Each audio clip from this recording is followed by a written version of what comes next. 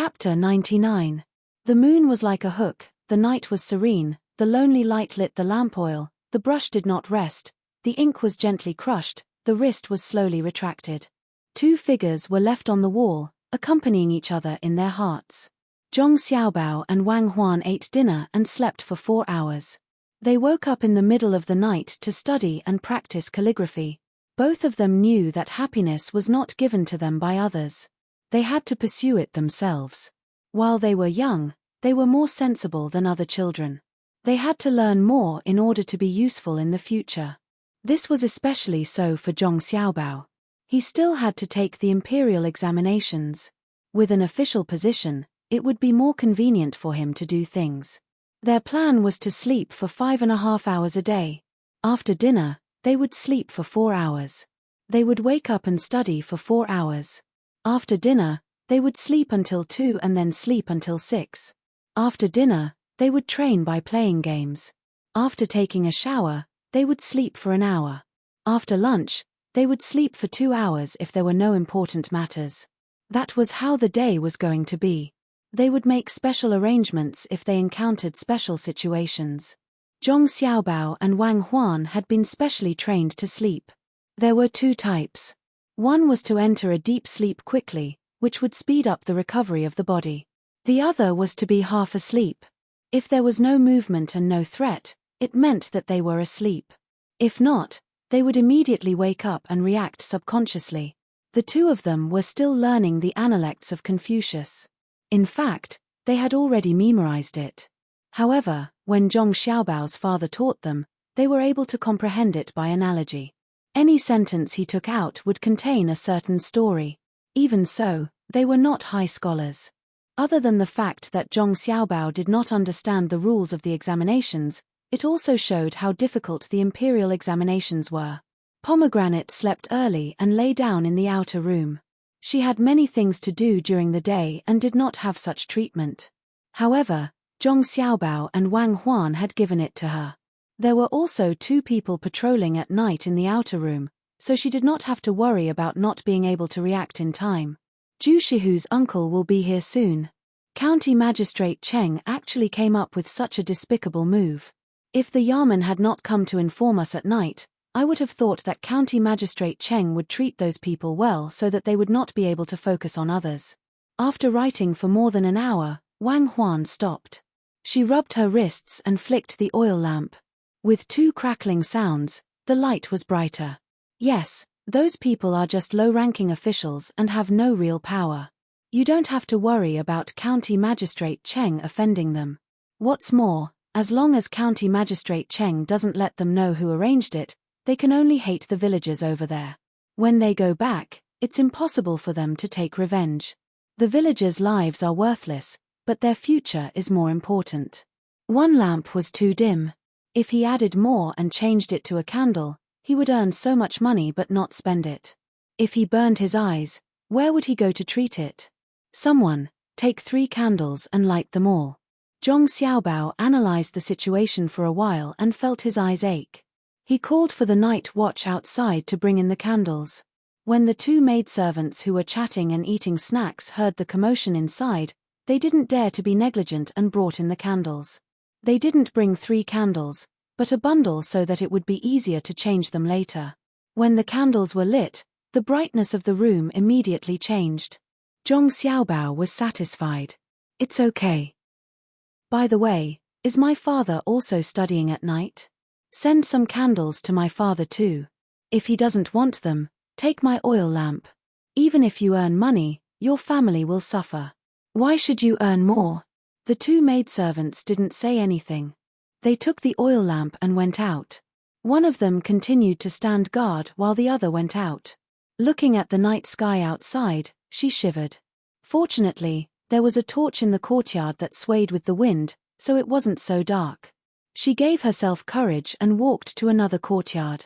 Just as she walked to a dark corner, she noticed that there seemed to be a shadow moving there. She was so scared that she almost dropped the lamp in her hand. Seeing that the shadow moved and stopped moving, she finally let out a sigh of relief. Remembering that this was the person who had been arranged by the manor, she finally felt relieved. She had just been here for a month, and her family of 5 had fled here. During the spring plowing, not a drop of water had fallen. They had all signed death contracts. Today was her first night watch. She had only heard about it, but was not familiar with it. Naturally, she was afraid at night. Now that she felt the arrangement of Zhuangzi, a happy smile appeared on her pale face. She felt that this was the feeling of home. Helping each other and working hard, she didn't have to worry about anything else. She didn't know that Zhuangzi had put in a lot of effort when choosing people. Out of so many families, only 2 families were chosen. They even had to report to the government. It seems that this drought is inevitable. I'm relieved. It's so gloomy during the day, but there's not a single drop of rain. When will our food, chickens, and ducks be sent there? It's a long journey, and it will take a long time. Wang Huan dipped the brush in the ink and was ready to write. She asked Zhong Xiaobao. In 2 months, when the locusts are showing signs, we will set off. When we arrive, they will be in a hurry to destroy the locusts. Cherries can also bring the newly hatched chickens with us. We can eat the locusts, sell the eggs, and exchange them for other things. Are we bringing the chickens back? Wang Huan asked again. Zhong Xiaobao nodded affirmatively and said, of course we're bringing them back. We can lay eggs and we hope to increase the income of the farmers. We don't need to feed them extra food on the way back. The locusts can fly. I think we can have some here in the name of destroying the locusts for the people. The righteous will be on our side. Wang Huan, who was about to write, put down the brush when she heard this. She stared at Zhong Xiaobao and said, are you stupid? What righteous? When there was a plague of locusts, the people were kneeling down. It was that Yarrow guy who took the responsibility and started to destroy the locusts. You're right. History says that he destroyed the locusts in time. In fact, it's just that he didn't let the locusts spread widely. Those 2 places suffered a lot. Li Longji wanted to destroy the locusts, but he didn't want to take the responsibility of offending the heavens. The officials and the people didn't want to destroy the locusts. If that's the case, we can't use the righteous name on the way back. We have to think of a way. That's right, we can eat the locusts on the way back. We can use the eggs to exchange for other things other than food. We can say that these chickens are specially used to deliver eggs to the people during the disaster. We can ask Yarrow Guy to send down a memorial. With so many chickens and ducks, it's a grand display of grace. Zhong Xiaobao finally found an entry point. He picked up the brush and continued writing. Wang Huan smiled and said, you're such a liar. What grand display of grace. The locusts are even grander. Shouldn't they be destroyed? You can't control the strength of your writing. Why don't you tie a sandbag? No, I don't want to leave any sequelae with my small arms and legs. Tomorrow, Zhu Shihu's uncle might be here. I'll learn. Zhong Xiaobao yawned and picked up the towel in the basin beside him. He wiped his face and felt more energetic. He continued writing. Is this something for humans to eat? There's not even a bowl of soup. Bah. In the small village in the mountains, County Magistrate Cheng and the group could finally eat. The villagers served rice, 1 rice ball after another. To be precise, it was steamed rice with coarse bran and some wild vegetables. When one took a bite, one would feel a bitter taste in the mouth. When one wanted to swallow it directly, one would find that one's throat was almost torn. As long as one bit hard, one's mouth would be full of dregs. Cold water would be poured down. Starting from the neck, the line was burning hot. In addition to this, which could be considered as a part of the meal, there was also a side dish, dandelion, and a wild vegetable called bitter butterfly seed, which was bitter and pungent when mixed with large grains of black salt. After eating a few mouthfuls, one person couldn't stand it anymore. He spat out 2 pieces of coarse bran and complained loudly. Don't spit it out. Eat it. It's better than starving. Didn't you hear the villagers say that this is the best thing they usually eat? If you spit it out, you'll starve yourself. Don't expect to eat our food. Tomorrow morning, you'll have to wake up and work for the village. When that time comes, you'll be hungry and weak. Let's see if they'll give you anything to eat at noon. When the other official heard this person complaining, He felt that the food in front of him was even more disgusting. He had no choice but to interrupt that person. He picked up a piece of side dish and stuffed it into his mouth. He chewed twice and then took a bite of the rice ball. He used all his strength to mix the two things together. He drank a mouthful of water and let out a long sigh. Everyone eat. It's okay. My stomach feels much better. I'll work for 2 days and wait for County Magistrate Cheng to send someone to bring the money and other food. Then I'll be able to get through it. The 2 assistant ministers are eating happily. Do we not know the hardships of the people? When everyone heard this, they turned their heads to look. Indeed, the assistant minister of the Ministry of Works and the Ministry of Rights were eating the same thing. Even the Minister of War was eating. It was said that his nephew wasn't an ordinary playboy. Since he wasn't picky, then he should eat too. Everyone gritted their teeth and started eating. The 2 assistant ministers were eating happily. The rice balls were also filled with fermented rice, chaff, and wild vegetables. The side dish in front of them was also the same. If one didn't look carefully, they wouldn't be able to tell the difference. However, if they opened it up and looked carefully, they would know what was different. The rice balls they were eating had shredded meat in the middle. The wild vegetables were soaked in oil and finely ground. The fermented rice was steamed before it was kneaded in. The side dish was salted differently. It looked black. It was fried meat sauce. Yes, it's not easy for the people to eat this kind of thing normally. We have to be diligent and thrifty. It's good to eat coarse grains occasionally. What do the 2 ministers think? Zhu Qiong used his tongue to pull out 2 pieces of meat and chewed them in his mouth. That's right. The assistant minister of the Ministry of Works and the Ministry of Rights spoke at the same time. They now knew that it wasn't easy for the people. They forced themselves to eat the food with added ingredients. As for the food without added ingredients, it was clear just by looking at the others. How could the people afford to eat meat and use oil? The other officials couldn't even speak. They could only nod and agree. After eating, they would go to bed early. They would start working tomorrow. They would help the villagers carry water and water the fields. The reward would be the food for these 2 days. My lords, perhaps you feel that the food is bad. It'll be better tomorrow. Tomorrow, I'll ask them to prepare some soup and 2 more dishes. Qin Village had been standing at the side waiting on them. At this time, he opened his mouth and said with an apologetic expression. Chapter 100. The next morning, when the sun had just risen, these officials were all woken up.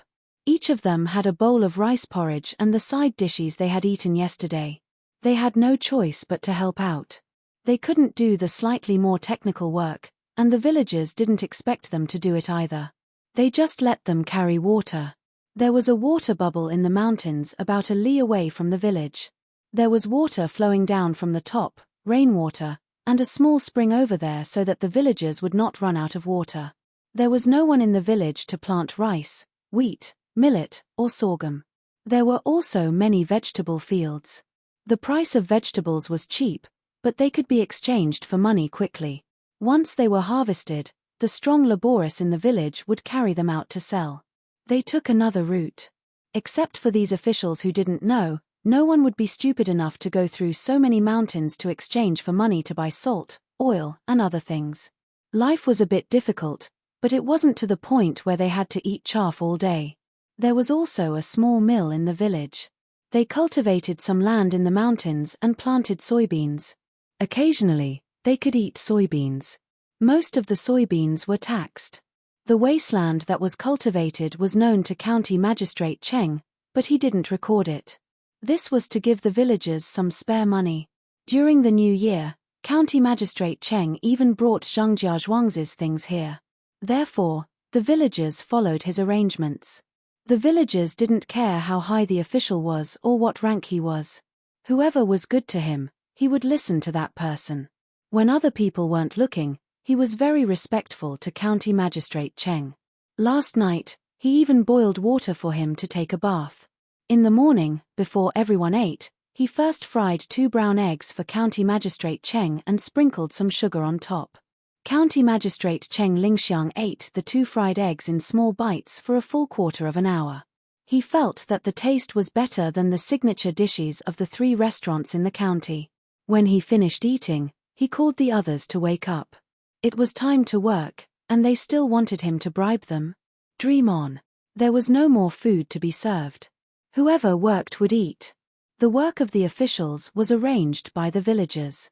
Some were far, some were near, some were light, some were heavy. When noon came, they would eat at the place where they were working. Someone would bring them food. The group of officials changed their clothes and began to grit their teeth and work. After walking for so long yesterday, their backs were sore and their legs were weak. However, they had no choice but to persevere. The 2 assistant ministers did not say anything, so how could it be their turn? The 2 bailiffs did not do this. They said that they were going back to get money and things, so they quietly left with Zhu Qiao and Zhu Shihu. Zhu Qiao had to go to Zhangjia Zhuangzi to discuss some things and express his gratitude. He would be back in 2 days. At that time, the Yamen would come back with them and bring some food. As for the money, the county government had already paid for the food the officials ate. No matter how bad it was still money. The people in the village did not lack this little bit of labor. If they could do it themselves, why would they need to find someone to do it for them? We're out. We're finally out. Zhu Qiao looked at the scenery outside the mountain and said comfortably, "Sir, your carriage will be here soon. The people who followed you have been persuaded to go back. They said that you need to rest here for 2 days. Someone will take care of you, so you don't have to worry that they will come to find you themselves." A bailiff from the county reported to Zhu Qiao. "Oh, that's good. And Ran is also there." Who's in charge in the county? Zhu Qiong finally understood. It was no wonder that when they came here, the county had specially found some drivers to persuade the people from the prefecture to go back. They were also worried that if the Yamen lacked a person in charge, there would be trouble. The bailiff replied respectfully, "Sir, don't worry. There are still the registrar and the county lieutenant in charge of the county. These are all trivial matters. Sanshui County has young Master Zhu to take care of it, so there won't be any big problems. Other than the registrar, Sir Zhao, who is unwilling to talk too much, the others are all very harmonious. No one will be a hindrance." Zhu Qiao was on the same side, so the bailiff said more. Zhu Qiao did not say anything this time. He was relieved. At this time, his carriage arrived.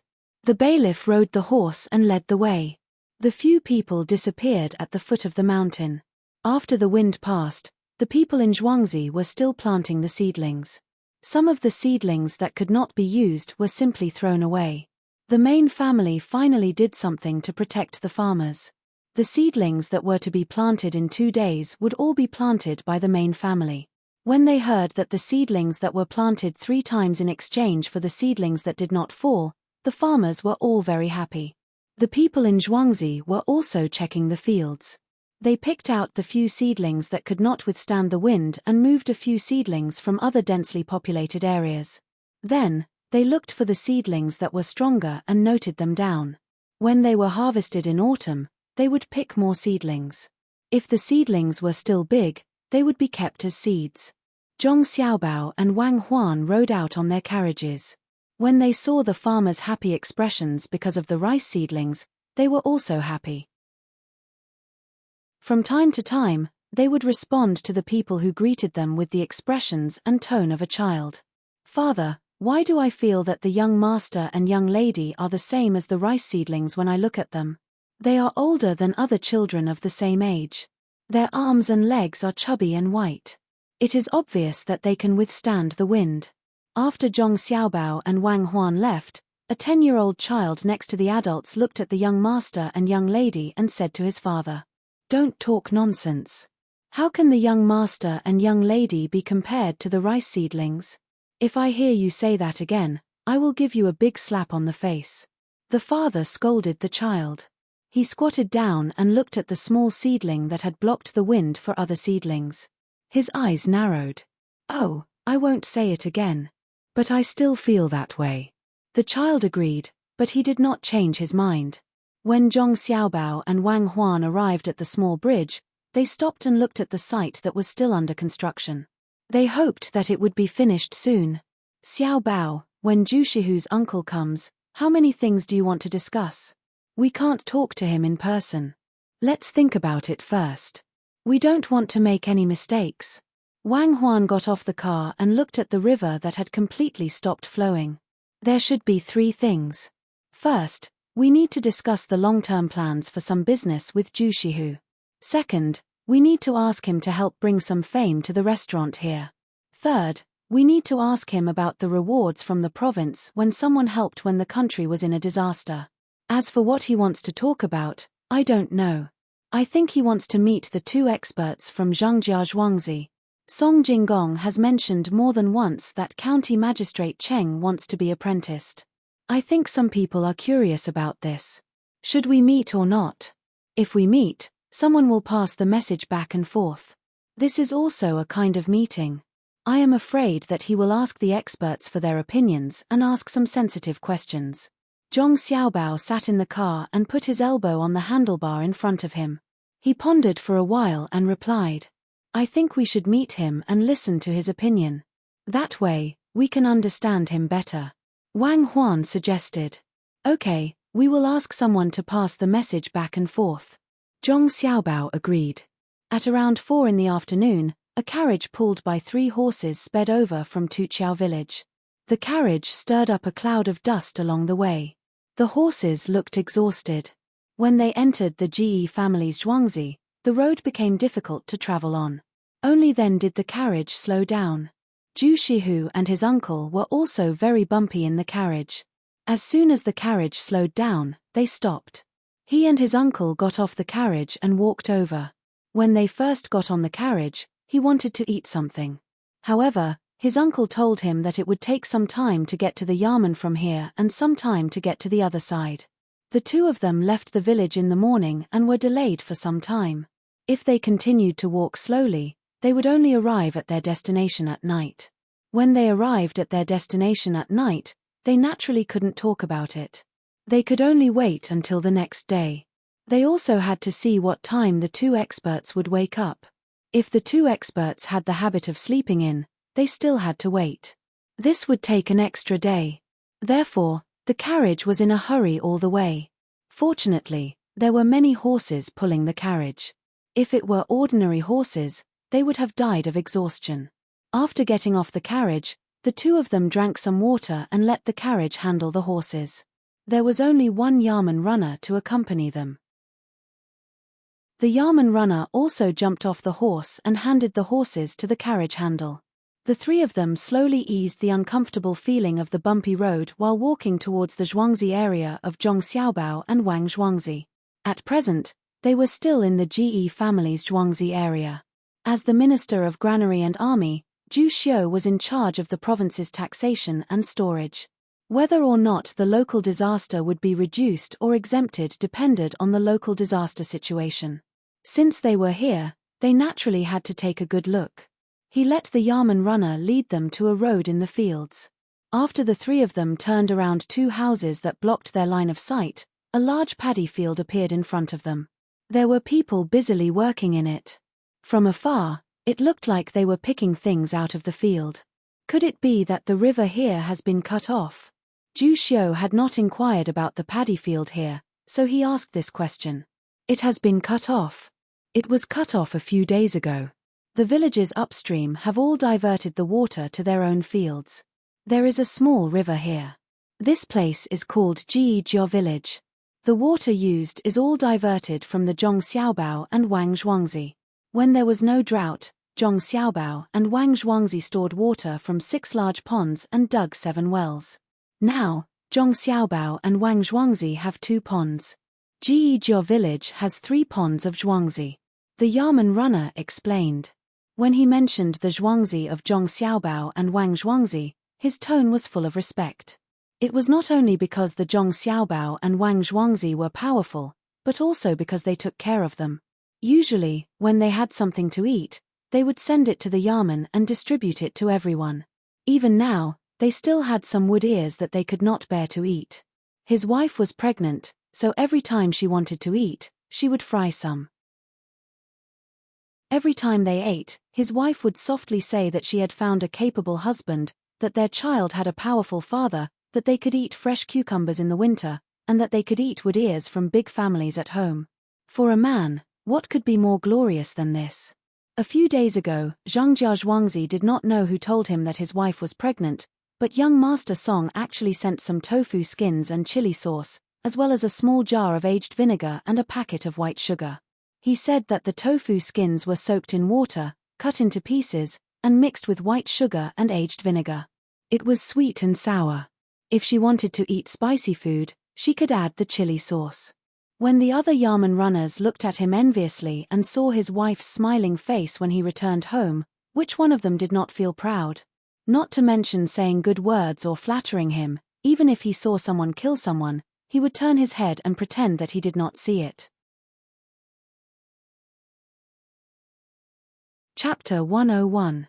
While the Yamen runner was deep in thought, Zhu Qiong was also sighing at the power of Zhangjia Zhuangzi. This was great. Sanshui County would definitely be classified as a disaster area. If the average output of Sanshui County was reduced by 40%, all taxes would be exempted. If the average output of Sanshui County was reduced by 60%, the tax would also be exempted. If the average output of Sanshui County was reduced by 70%, they would not even have to serve as laborious. Looking at the situation, Sanshui County's output would be reduced by at least 50% this year. If County Magistrate Cheng and Zhu Qiong did something, they would not be able to collect taxes this year. However, they still had to serve as laborious. It was impossible for them to reduce the output by 70%. In that case, they would help to fix the river in front of them. After all, it was their own river. If others did not let them, they would fix it themselves. Now that they were free, they were free. Other places were really affected by disasters, but here, nothing happened. Ge family's paddy field in Zhuangzi was already like this. Zhong family and Wang family's paddy field should be better than this. Zhu Qiong admired them from the bottom of his heart. At this time, when he saw the things in the hands of the person who was picking things out of the paddy field, he was stunned. What's going on? Why did you pull out the seedlings in the paddy field? Zhu Qiong pointed at the seedlings in the hands of the farmer and asked. The Yamen runner did not know, so he called someone to ask. The farmer recognized the uniform of the Yamen runner, but did not know that Zhu Qiong was wearing civilian clothes. Seeing that Zhu Qiong was asking about this, he smiled and spread out his hands to show the three of them the seedlings in his hands. He said, "It's nothing. There was a strong wind yesterday and many seedlings were blown away. Some were broken, some were picked out and thrown away. It's useless." Zhu Qiong looked at the farmer and frowned. He asked, "Then why are you not worried? Are you hoping to reduce the output and wait for the imperial court to exempt you from taxes? You are really too much. Why are you worrying about nothing? What does reducing the output have to do with you? The imperial court is your family." When the farmer heard this, he was unwilling to accept it. The Yamen runner coughed and gave the farmer a look. When the farmer saw the expression in the Yamen runner's eyes, he suddenly understood that this was an official who had come to visit in disguise. His previous arrogant appearance disappeared and he cautiously replied, "Yes. I don't know. Everyone is actually not in a hurry. The main family has already gotten new rice seedlings from the Zhong family and Wang family in Zhuangzi. In another 2 days, we can replant without any delay. Even though it's a few days late, when the autumn harvest comes, there will be more grain than before. If it weren't for the main family not being able to afford so many seeds, I really want to uproot all the rice seedlings and wait for the new seedlings." "Oh. So the Miao family of the Zhong family and the Wang family are very good." Zhu Qiong was even more puzzled. Usually, replanting was a last resort. He did not expect that the Ge family's Zhuangzi farmers were actually looking forward to it. The farmer threw away the rice seedlings in his hand and pointed in the direction of the Zhong family and the Wang family. He stared and said, "It's not good, it's godly. Yesterday, the wind was so strong, but they all came over to help us plant the seedlings. Guess what happened? Those two families' seedlings were like little calves. When the wind came, our seedlings fell one by one. They just shook their heads and passed by. Really? Okay, you go do your work. I'll go take a look over there later. Ju Cheong thought that the farmer was talking nonsense and did not continue to ask. He first went to take a look at the fields and found that there were indeed many fallen seedlings. The wind yesterday had made the disaster worse. After taking a look, he continued to walk forward with his nephew and the Yamen runner. After a while, they reached the small bridge and saw the people building the houses below. He turned around and glanced at the Yamen runner. The Yamen runner quickly said, "They are going to build a restaurant here. The 3 families of Zhuangzi will pay together. When the construction is finished, they can drink and eat on the water." Good plan. We can take advantage of the fact that there is no water now. Ju Cheong responded and continued to walk forward. After crossing the small bridge and seeing the Wang family's seedlings in the Zhuangzi fields, Ju Cheong stopped again and pointed at the seedlings. How is this possible? Why are the seedlings here so much thicker and taller than the ones over there? Could it be that they were planted in advance? Sir, it's impossible that they were planted in advance. Otherwise, they would have frozen to death. These seedlings can only be said to be planted well or chosen well. Sir, look, there aren't many footprints in the fields. This means that the seedlings were not blown over by yesterday's wind. The Yamen runner was not very clear about farming, but he knew that it was necessary to judge from certain aspects when handling cases. Ju Cheong looked at the fields and frowned again. Why were they planted so casually? The Ge family's Zhuangzi fields were lined up neatly. Could it be that the Zhong family and Wang family's Zhuangzi farmers were trying to fool the main family? He did not believe that the main family of the Zhong family and Wang family in Zhuangzi would be so clumsy as to let people throw the seedlings into the fields so that they could catch someone who was deliberately causing trouble for the 2 families. Hey! You over there, what are you shouting for? Say it clearly, who is fooling the main family? You don't know anything and you're just spouting nonsense. Ju Cheong's voice was a little louder, so a few people over there heard him. They immediately walked over and criticized Ju Cheong. You are? Ju Cheong looked at them and asked. We are the farmers of the Zhong family and Wang family in Zhuangzi. We were just established to guard the fields. We are called the Vigorous Seedling Protection Team. I am the team leader, and these are the team members.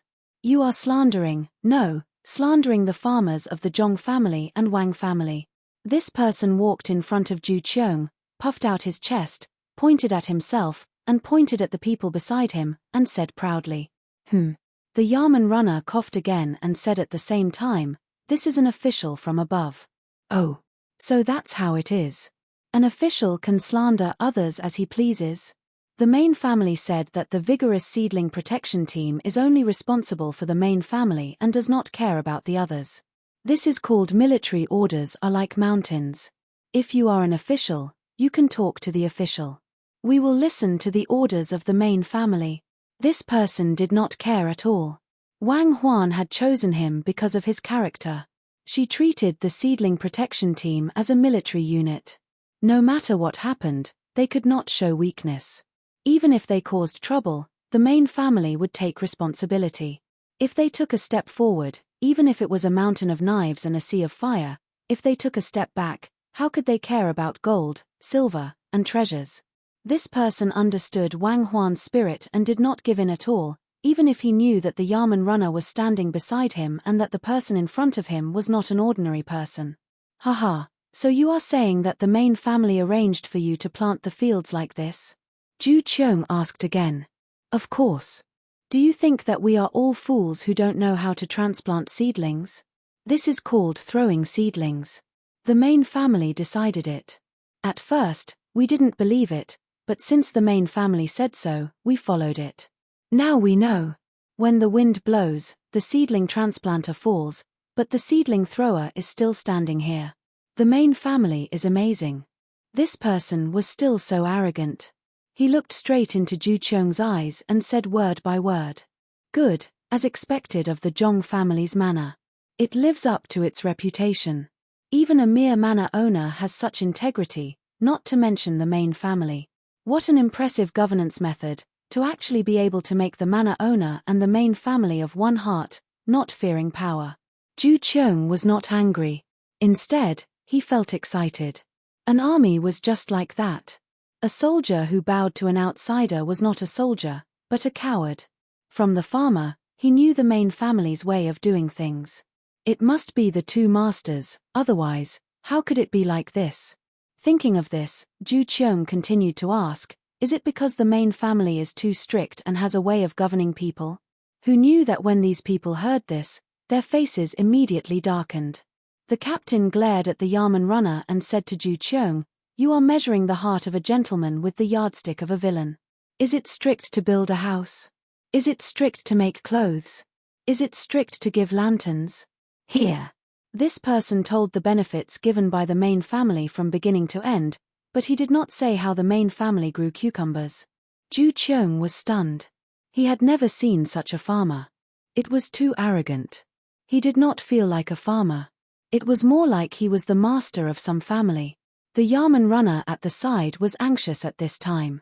He was afraid that the captain would be unhappy, so he could only say, "Do you know who this is? He is older than your county magistrate.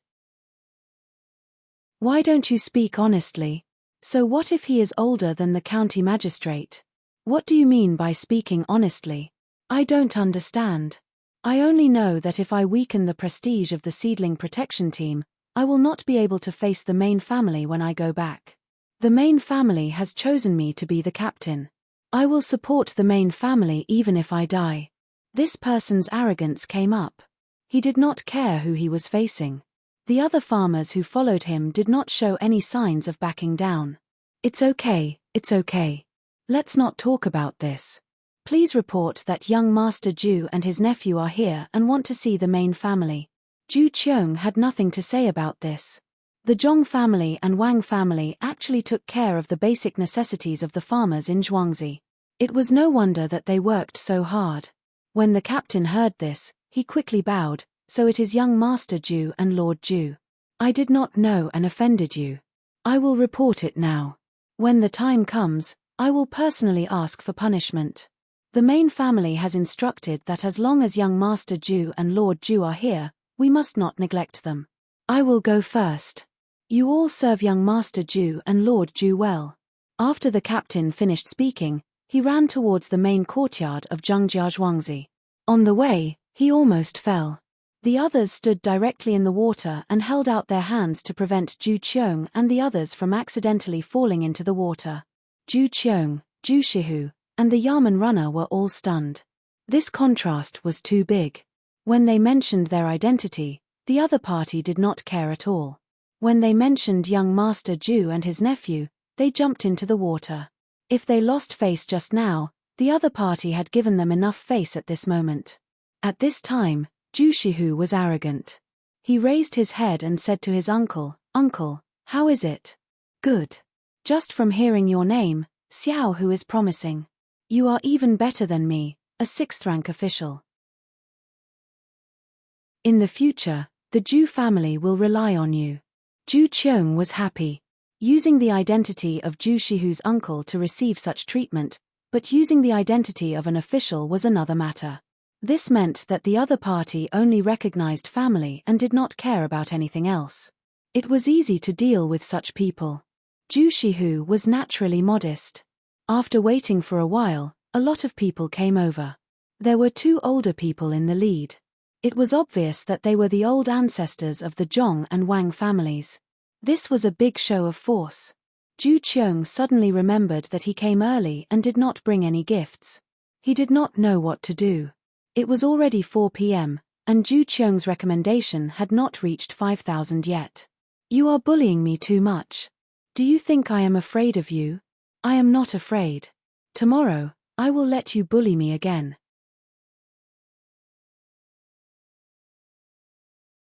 Chapter 102. Seeing so many people coming out of the Tu Zhuangzi, Zhu Qiong felt troubled. If he had come down as an official, this scene would have been perfect. But this time, he was using his normal identity as Zhu Shihu's uncle. Compared to the 2 old masters of the 2 villages, he should be considered a junior. Before he could figure out what to do, The crowd came forward one after another to greet him. He could only follow suit. The crowd surrounded him and pulled him into the main courtyard of Zhengjia Zhuangzi. In the main hall, the two old masters of Zhuangzi sat on the same level, occasionally praising each other. Only Zhong Xiaobao's father accompanied them and chatted. This was arranged by Zhong Xiaobao. If one wanted to take the imperial examination, it was not that simple. One needed to be famous and know people above them. For this matter, Zhong Xiaobao had discussed with Wang Huan. They wanted to copy some poems for his father and make him famous. But after considering that his father would not be so thick-skinned as to copy poems, they could only give up. Only then did they painstakingly try to establish a good relationship with him. Originally, they planned to look for the Prime Minister surnamed Yarrow during the disaster relief, but after considering that person would be dismissed in a few days, they had to find a new way. The people in the hall chatted until dinner time. Naturally, they made some arrangements. The women of the family left, and the children were not allowed to sit at the table. Zhong Xiaobao and Wang Huan took pomegranate to eat. They went out to train for a while, then went to bed. Zhu Qiong had chatted with Zhong Zhong's father for a long time. He was quite satisfied with the heads of the Zhong family, Zhong Yongcheng. They had talent, but they were a bit inflexible. Although they were the heads of the family, the real person in charge of the family was actually from the Zhongwang clan. They had the ability to take care of Zhuangzi in an orderly manner. This could be seen from the actions and words of the servants. During the meal, the servant girls who served the dishes were all so steady and did not deliberately try to please him. There was no fault to be found in their etiquette. Their eyes were clear, making people feel that they were sincere, and their responses were appropriate. They gave people the feeling that they were eating at home. Although they were servants of the manor, they would not look bad in some manners. After the meal, Zhu Qiong and the others were arranged to rest after a bumpy day. At this time, the sky was not dark yet. Zhu Qiong, who was originally tired, was lying on the couch, but couldn't fall asleep. He tossed and turned, and had no choice but to get up and take a look outside. After putting on her clothes and pushing open the door, the maidservant who had been waiting outside respectfully greeted her. When she heard that this lady wanted to walk around, she didn't stop her. She followed beside her and found someone who passed by to report to the steward. As soon as he arrived outside the main courtyard, Zhu Qiong saw two children using slingshots to hit a tree on the other side of the river. Beside the two children stood a servant girl wearing the master's servant clothes. Xiao Ju, are these two children the Xiao Bao and Cuckoo of Zhuangzi? Zhu Qiong asked the servant girl beside her. In reply to Daren, it is the little master and the little lady. Daren, look over there. The water from the well is different from other places. It tastes sweet. The servant girl Xiao Ju replied. She pointed to a place in front of them and gently introduced it. She wanted to lead Zhu Qiong there. She was afraid that Zhu Qiong would be happy and want to say a few words to the little master and the little lady. If the two little ancestors revealed too much at once, Zhu Qiong would be suspicious. Oh, only this one is different. I have to taste it. Ian, take me to see your little master and little lady first. Zhu Qiong followed the servant girl's words and looked in that direction. He was about to walk over when he suddenly realized that the servant girl didn't want him to meet the two children. Strange, he was actually led to another place by the servant girl. If it wasn't for the fact that he usually talked to people like this, he really would have been led there. How impressive. If it was someone else, they might have said, Daren, why don't you look elsewhere? That would be too obvious. However, the servant girl acted as if she didn't care. When Xiao Ju heard this, she knew that her thoughts had been seen through. She didn't show any panic on her face and gently said, Daren, your body is precious. You don't have to see it personally. Let me invite the little master and little lady. There's no hurry. Let them play for a while. I like children the most. Xiao Ju, let me ask you. What do you usually do in this courtyard? I saw 3 little stars embroidered on your clothes. Some people embroidered 1 or 2. Could it be that there's something else? Zhu Qiong was now interested in the servant girls. Those that were sent to serve him were definitely chosen carefully. Xiao Ju smiled sweetly. In reply to Daren, I usually serve the old madam. Daren, your guess is very accurate. The servants in this courtyard are divided into 3 classes. 2 stars are first class, 1 star is second class. There are no third class. Then what about these 3 stars of yours? Special class. They are all favored by the old madam and madam. Xiao Ju's smile didn't change. Then Xiao Ju, you are not ordinary. Tell me, how do you become a special class? What is the class of the servant girl that serves your little master and little lady? Zhu Qiong was getting more and more curious about this Zhengjia Zhuangzi. In reply to Daren, a special class servant first has to serve in this courtyard for 10 years. I started helping out when I was 6 years old and have been doing this for 11 years. Other than that, I still have to help my family in Zhuangzi's previous generation. With these 2, I have to pick someone who is sensible and smart to learn how to read. After that, I have to choose someone who is knowledgeable and knows how to keep accounts. Xiao Ju's voice was still very pleasant when she spoke. She didn't sound arrogant at all. Only the other people in the courtyard knew that there were only 3 servants like her in the entire courtyard. Not everyone had the opportunity to learn things. After the little master and little lady became sensible, they started to send a large number of servants to learn. Other than learning, they also had to work. To be able to reach such a standard, it was obvious how much effort they had put in. Zhu Qiong also knew that there weren't many servants in his residence who had the opportunity to learn how to read. People like Xiao Ju were very rare. At that moment, he didn't continue to harp on this topic. He stopped Xiao Ju from going to invite her little master and little lady and walked over. Zhong Xiaobao and Wang Huan were still playing. When Zhu Qiong's gaze landed on them, the 2 of them sensed it. People like them were especially sensitive to such things, especially Zhong Xiaobao. He had been captured, escaped, and besieged before, so he had long trained to be sensitive. However, they still pretended not to notice. It wasn't until Pomegranate saw someone coming over and reminded them that they stopped what they were doing. Wang Huan hid behind Zhong Xiaobao while Wei Wei stuck her head out. The 2 of them blinked their big innocent eyes and looked at Zhu Qiong. You are Xiaobao and you are Cuckoo? Come, let uncle take a good look at you. Zhu Qiong took a liking to the 2 children as soon as he saw them. He didn't wait for the servant girl to speak before he walked over, squatted down, and smiled at Zhong Xiaobao and Wang Huan as he spoke. Hello, uncle. Zhong Xiaobao greeted him first, and Wang Huan also followed suit in a small voice. At this time, the 2 of them didn't speak as fluently as before, and their enunciation wasn't as clear. They had shy and curious expressions on their faces. Pomegranate and Xiao Ju watched from the side and inwardly let out a sigh of relief. The little master and little lady were really not ordinary. Zhu Qiong didn't know that the 2 children were pretending to be children. When he heard the greetings, his smile grew wider. Xiao Bao and Cuckoo, tell uncle, how old are you? 3 years old. Zhong Xiaobao raised 3 fingers in front of him and replied with wide eyes. Wang Huan revealed half of her body and also said, I'm the same age as Xiao Bao. Zhu Qiong knew that this was a false calculation. Otherwise, the 2 children would both be 1 year and 8 months old.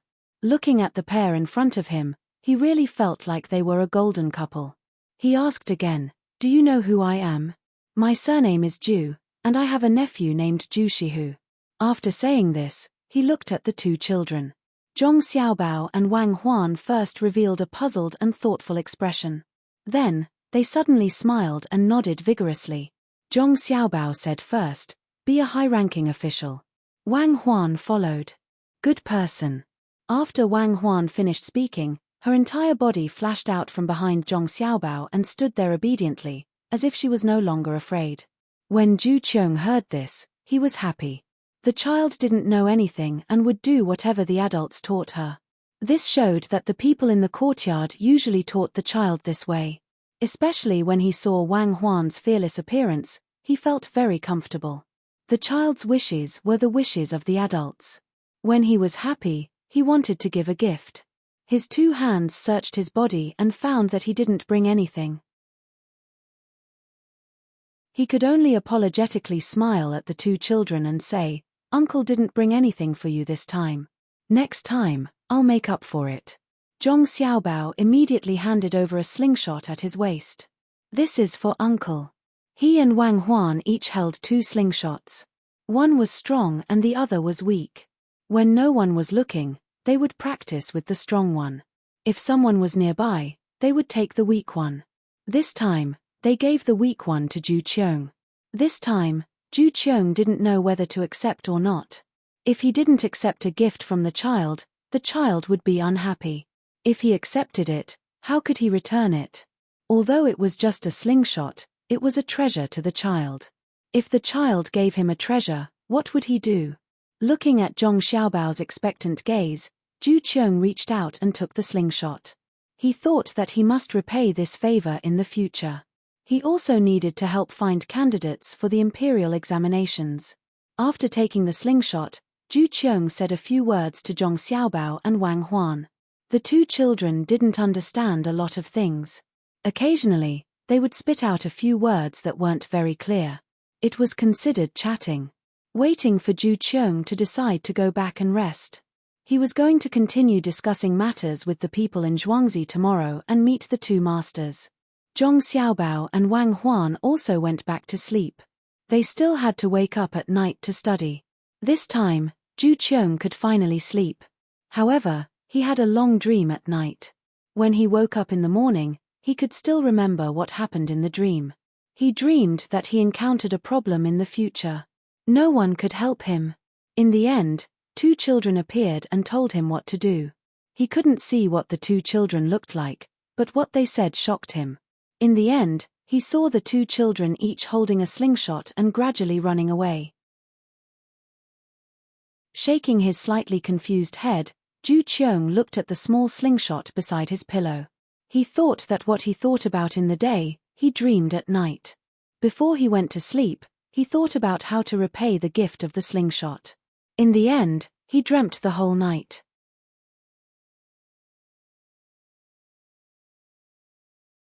Chapter 103. When Zhu Qiong, Zhu Shihu, and the Yamen runner got up, someone came to serve them. After a while, the Yamen runner was led to another place to eat. Zhu Shihu and his nephew were invited to a separate dining room. Everything had been set up. The bowl of porridge was still steaming. It was obvious that it had just been served. There were more than a dozen small salted vegetables.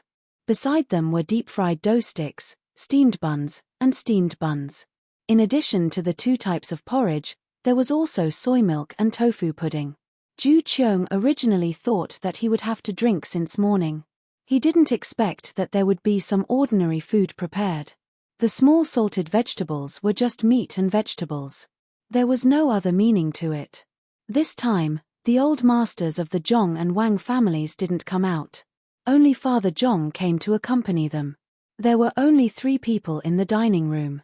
Looking at the food on the table in front of him, Zhu Qiong felt that there were too many types. He said, "Brother Yongcheng, there are so many things that I don't know which to choose. Why don't we take some away and let the servants eat at noon? By then, the servants will be hungry." Father Zhong didn't expect Zhu Qiong to ask such a question. He smiled and replied, "Brother Miaran, you don't have to worry about this. Everyone in the courtyard, except for those who are working, is eating. At noon, these things have to be fried in oil. Otherwise, the servants won't eat them." Yesterday, Father Zhong called Zhu Qiong Lord. After being rejected by Zhu Qiong, he started calling him by his courtesy name. Zhu Qiong was stunned when he heard this. He picked up a steamed bun and put it in front of his mouth. He said, "Does Zhangjia Zhuangzi take care of the servants' breakfast? Brother Miaran has never been here before. Naturally, you don't know the situation here. Not to mention Zhangjia Zhuangzi, even the Wang family's Zhuangzi is the same. In addition to 3 meals a day, the night watch also has supper," Father Zhong said to Zhu Qiong. "Why do they do this? They eat a lot of food every day, right?" Zhu Qiong didn't even have this in his own residence. The servants only had 2 meals a day. When he came to Zhuangzi, he actually heard such an unbelievable thing. "Brother Miaran, you don't believe me. Why don't you let little tiger take a look? Father Zhong said to Zhu Qiong. In fact, he wanted Zhu Shihu to go check it out. Zhu Shihu felt that this was not good. Seeing his uncle nod, he could only get up and leave. He went to the courtyard to take a look. Before he left, he glanced at the food on the table. He knew that the taste of Zhongjia Zhuangzi's side dishes was definitely better than the ones outside. After Zhu Shihu left, Zhu Qiong saw that only he and Father Zhong were left in the hall. Only then did he say, "Brother Yongcheng, what are your plans this time?" "I can't say what I plan to do, but there's something I need to trouble Brother Miaran with. Zhuangzi and Zhuangzi are running two businesses together, and they will continue to run them in the future. However, when it comes to splitting the profits, Zhuangzi has taken too much of the advantage, especially when it comes to the white sugar. Zhuangzi has already recouped its capital, so why don't we change it to 10%? Father Zhong purposely sent Zhu Shihu away so that he could discuss matters with Zhu Qiong. When Zhu Qiong asked about it, the first thing he mentioned was the white sugar. "Brother Yongcheng, I can't make the decision on this matter. When the time comes, Zhuangzi will send someone to discuss with Xiao Hu. Whether Xiao Hu thinks it's feasible or not, it's up to him to decide." Zhu Qiong didn't care about this matter. A little more money wouldn't affect his position. Father Zhong saw that there was no need to worry about this matter, so he said, "There's one more thing. Zhong Wang and Ji San have jointly built a restaurant in Zhuangzi. This place is remote. When the time comes, I hope Brother Miaran can help us. Brother Miaran can rest assured that the restaurant's dishes won't damage Brother Miaran's reputation." "Oh, so that's how it is. Okay, I've already seen that place when I came. It seems pretty good. When the time comes, I'll definitely bring someone over." Zhu Qiong didn't care about this matter. When the time comes, he'll just find an excuse to come over. It wasn't the first time he'd done something like this. This matter could be considered to have been discussed properly. There was only one last thing left. Father Zhong didn't know what to say. According to him, it was to send out the grain for peace of mind. However, according to his wife, not only did they have to send it out, they also had to sell it. When the time comes, they would get the same amount of money from selling it. They couldn't lose money. After hesitating for a moment, he said, "There's one more thing. There's a drought in Taihang Mountains and Henan. Zhongjia Zhuangzi still has surplus grain. I wonder if they can send it over there to solve the urgent situation. Here in Zhuangzi, Zhong Wang and Zhuangzi also want to buy a mountain. It's more than 1,000 mu, and it costs 1,500 taels of silver. When the time comes, County Magistrate Cheng can use this money to suppress the price." When the third thing was mentioned, Zhu Qiong pondered deeply. At this time, he finally understood why County Magistrate Cheng told him to delay the investigation until after the summer. It turned out that Zhongjia Zhuangzi had this idea. At the end of summer, there would be a shortage of grain. As long as Zhongjia Zhuangzi sold the grain at a fair price, they would get a lot of benefits. It seemed that the Zhong family wanted to give it away for free. He also knew that the grain had been bought by Zhong Wang and Zhong Wang since last year. It was the autumn harvest season, and the two families had spent almost all of their savings. After adding in the money they earned from some transactions later, the amount of grain was not a lot, but it was not a small amount either. In total, they had obtained nearly 10,000 dans of grain. In total, there were 800,000 jin of grain. It was impossible to solve the food problem of so many people with this amount of grain. However, if it could solve the food problem of tens of thousands of people for a few months without any problem, it would be a big contribution. Seeing that Zhu Qiong was thinking about something, Father Zhong did not disturb him. He put his chopsticks on the chopstick holder and waited there. After a while, Zhu Qiong finally said, "I heard that you have 800,000 jin of grain. Are you going to give it all away directly?" Well, Father Zhong did not expect Zhu Qiong to know so much. It was indeed as Zhu Qiong said. His family had been thinking of ways to store grain, and they did have this much now. However, this grain could not be given away for free. He could only say, "My family's intention is to give away half of the grain and leave the other half for others to help earn back the capital." I wonder what the imperial court will reward us for doing this. Hearing this, Zhu Qiong understood. It turned out that Zhangjia Zhuangzi wanted to sell the other half at a high price and earn back the money they gave away. If they really did this, it would not be as simple as just earning back the money, but at least they would gain some profit. Zhu Qiong was not surprised at all. It did not matter who sold the grain. There were more big grain merchants who wanted to make money from disasters. Since Zhangjia Zhuangzi said this, it meant that he did not treat Zhu Qiong as an outsider. After thinking for a while, Zhu Qiong said, "If you can really take out so much grain, you have to let County Magistrate Cheng submit a report first. I will also submit a report on my side. Not to mention keeping the grain, it is not impossible to go one step further. However, when you sell the grain, you have to find someone reliable. Don't make any mistakes.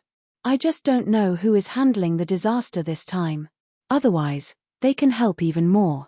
Father Zhong listened to Zhu Qiong's words and stared straight at the small dishes on the table. If someone looked closely, they would find that his pupils were out of focus. He was in a trance. In this state, he did not even need to adjust to look at a three-dimensional picture. He did not know what to say now. To be precise, he did not know if he should follow his wife's words or that immortal son's words. All of Zhu Qiong's reactions were predicted correctly. Even the content of his words was predicted. These were all what his wife told him. However, he knew that only his son and daughter-in-law had this kind of ability. From the breakfast arrangement until now, there was no difference at all. Father Zhong suddenly felt that Zhu Qiong was a little pitiful. After saying so much, everything was under the control of his son and daughter-in-law. They were really monsters, no, immortals.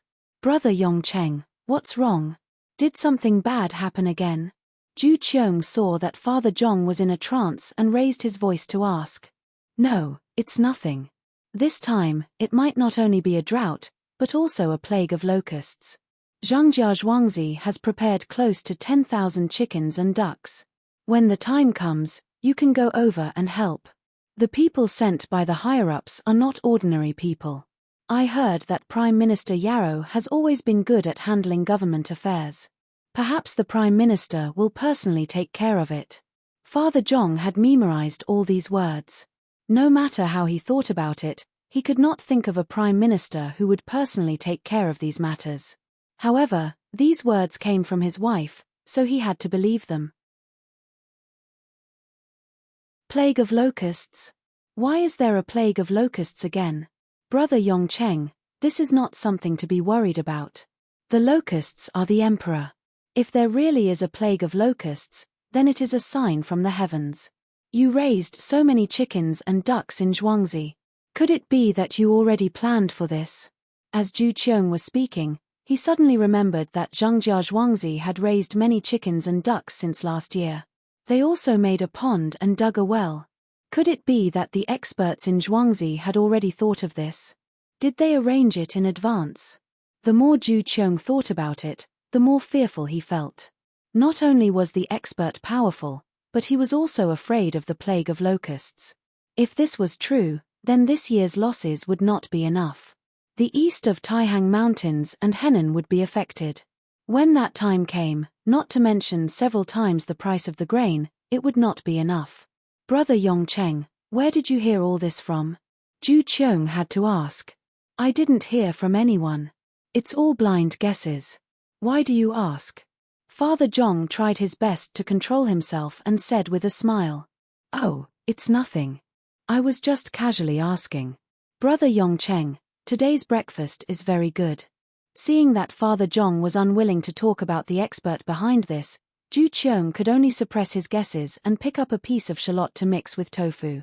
Brother Miaoran is too polite. It's nothing good, just ordinary food. Xiao Hu should be back soon, right? Brother Miaoran, eat first. It will be cold soon. Father Zhong picked up a fried red shrimp and stuffed it into his mouth. He actually did not like to eat shrimp, especially this kind of shrimp that had to be eaten even with the shell. However, Madam would prepare some for him every day.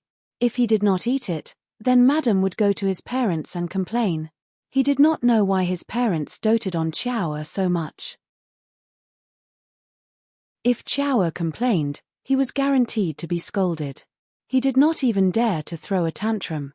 Xiao gave birth to a big fat boy who was like a demon or an immortal.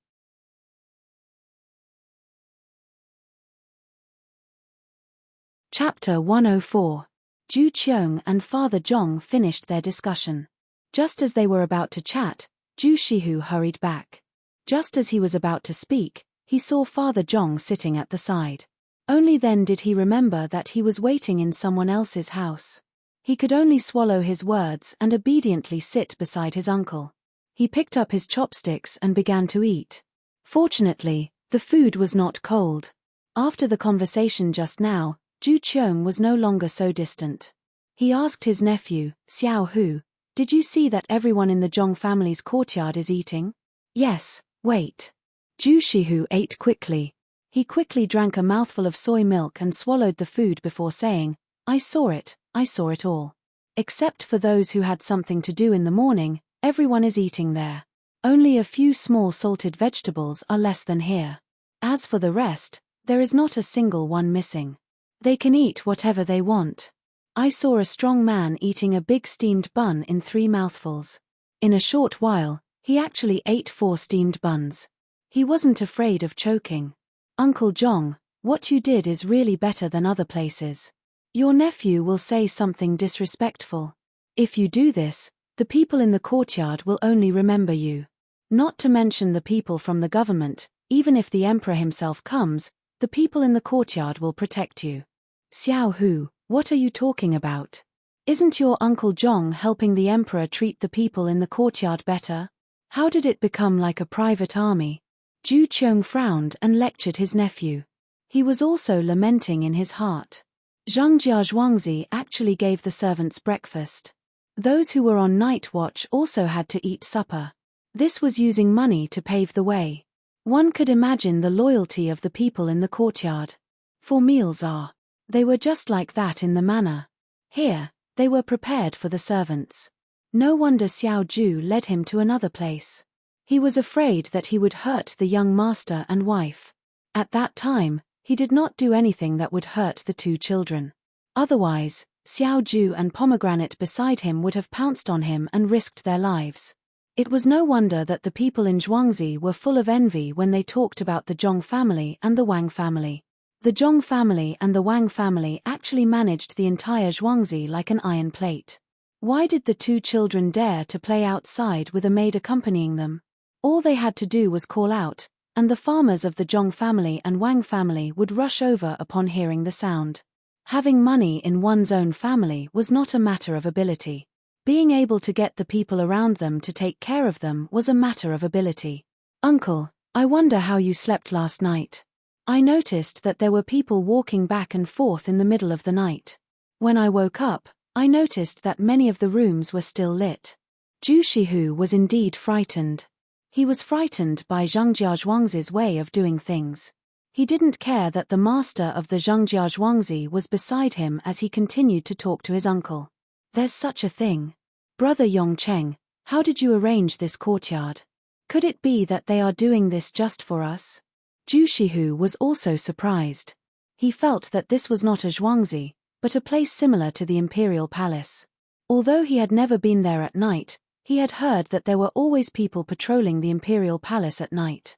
Since Zhu Shihu asked, Father Zhong didn't want to lie. Therefore, he said, starting from last autumn, the Wang family also followed suit in Zhuangzi. They hired a few more people and didn't spend too much money. With someone walking back and forth at night, the people in the courtyard will be more at ease. There's no need to worry. It's just some lamp oil, so the people in the courtyard will sleep soundly. When they wake up early in the morning, it will be better than usual. It's worth it. We don't care about such a small amount of money, especially the maids. Usually, they don't dare to wake up at night.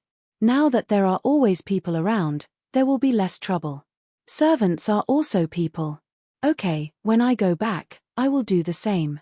No wonder your Zhuangzi feels different from other places. All the servants are working hard.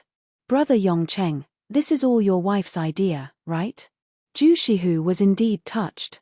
When he thought of how serious the servants were when they were working, he thought that the courtyard was strict. Now, he understood that it was because they were good to the servants. It seemed simple, but in fact, it was not easy. What else could Father Zhong say? He couldn't betray his own child. He nodded, admitting to this matter. The money was earned by his son and daughter-in-law. It was not under his control at all. He had been learning things all day. The people in the courtyard were more respectful to his son and daughter-in-law than to him. Seeing that Father Zhong admitted to it, the three of them began to eat again. Zhu Shihu drank a bowl of soy milk and moved the slightly cold tofu pudding in front of him.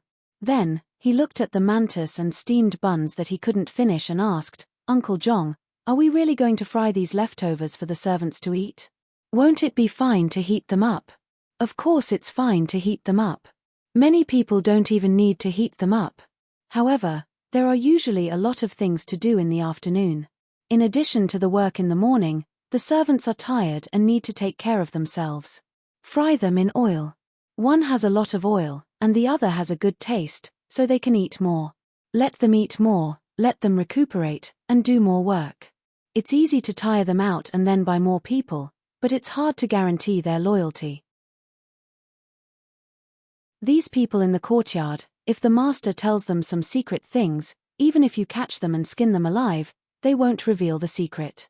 So what if you treat them a little better? Father Zhong had deep feelings about this matter. Sometimes, when he met Cherries, Pomegranate, Xiao Hong, Huzi, and Ernu, and wanted to ask how his son was, these people didn't say a word. They would be whipped to death. Especially Ernu, who had served by his side in the past. When asked anxiously, he would say, "Master, even if you beat me to death, I won't say a word. The young master has ordered me to keep my mouth shut." At that time, Father Zhong was jealous that his son could control the servants like this.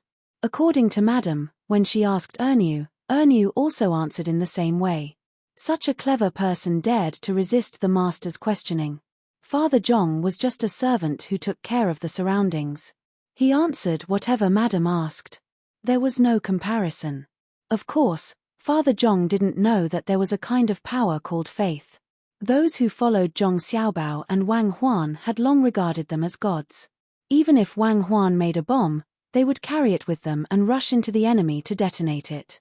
Zhu Qiong didn't know that Father Zhong would have so many ideas in such a short time. Seeing that the porridge was getting cold, he quickly drank 2 mouthfuls. Just as he was about to speak, suddenly there was a sound of disorderly footsteps outside. "Brother Yongcheng, this is..." Zhu Qiong asked in confusion. Logically speaking, since the servants in the courtyard were so well behaved, they shouldn't be so flustered.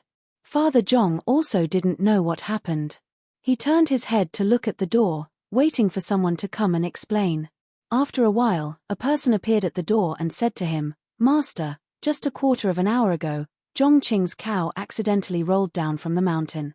Zhongqing's 7-year-old child also fell down. The courtyard has already sent 2 doctors. It is estimated that they will arrive in a quarter of an hour. There are other people who will also go to help." "Got it. Quickly go and settle it. Tell people to bring all the necessary things. Don't delay." When Father Zhong heard this, he also became anxious. After all, it was a human life. It didn't matter if the cow died. If they couldn't beat it, they just had to report it to the government. But if something happened to the child, it would be difficult to handle. If he judged others, he didn't even dare to think about it if his son fell down. The servant responded and left. Zhu Qiong was curious again. "Brother Yongcheng, where did that person fall down?" "Where else could it be? There is only one place on Zhuangzi that is dangerous. In a while, I had people dig that place flat. It rained, and a lot of mud and stones slid down the mountain, making that place steep. If I had known that this would happen, I would have had people flatten it. It's all because of the busy spring season." Father Zhong's face didn't look good. He suppressed his anxiety and said, "Oh, then how far is that place from here?" Zhu Qiong asked again. "Oh, I know why Brother Miaoran wants to know. The people there found it too late. Otherwise, they would have sent people out long ago. There are 2 doctors on Zhuangzi. One is in charge of the animals, and the other is in charge of the people. They will go out when there is an illness. Brother Miaran, when you came, you must have seen some shelves built on Zhuangzi, right? Yes, I saw it. Is it related to this? The shelves are connected to some ropes made of fine silk. Each of the Zhong family and the Wang family has 2 ropes. One is a bell, and the other is connected to the bamboo tubes on both sides. When there is an emergency, they use those ropes to call for help. Usually, in less than 10 breaths, they will know and immediately respond. When Father Zhong mentioned those things, he raised his head. A proud expression appeared on his face. He was qualified to be like this. Last time, Zhong Xiaoshu's family only took a quarter of an hour from the time the accident happened to them. Who could compare with this speed? Zhu Qiong was also dumbfounded.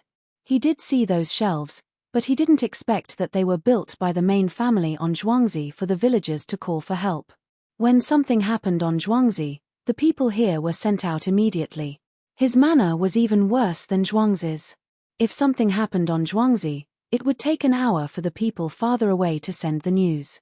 Brother Yongcheng, can you take us to have a look? The more Zhu Qiong thought about it, the more incredulous he felt. He couldn't hold back his thoughts and suggested, "Okay, then let's go and have a look. I wonder how Zhongqing's child is doing. Don't let anything happen to him. He is a treasure in his family."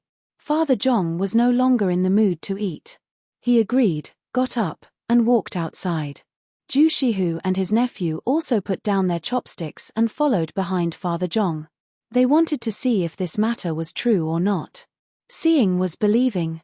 When the 3 of them arrived at the place by car, there was a child crying there. There was also an adult scolding the child for being careless. If the child wasn't injured, the adult would have gone over and hit him.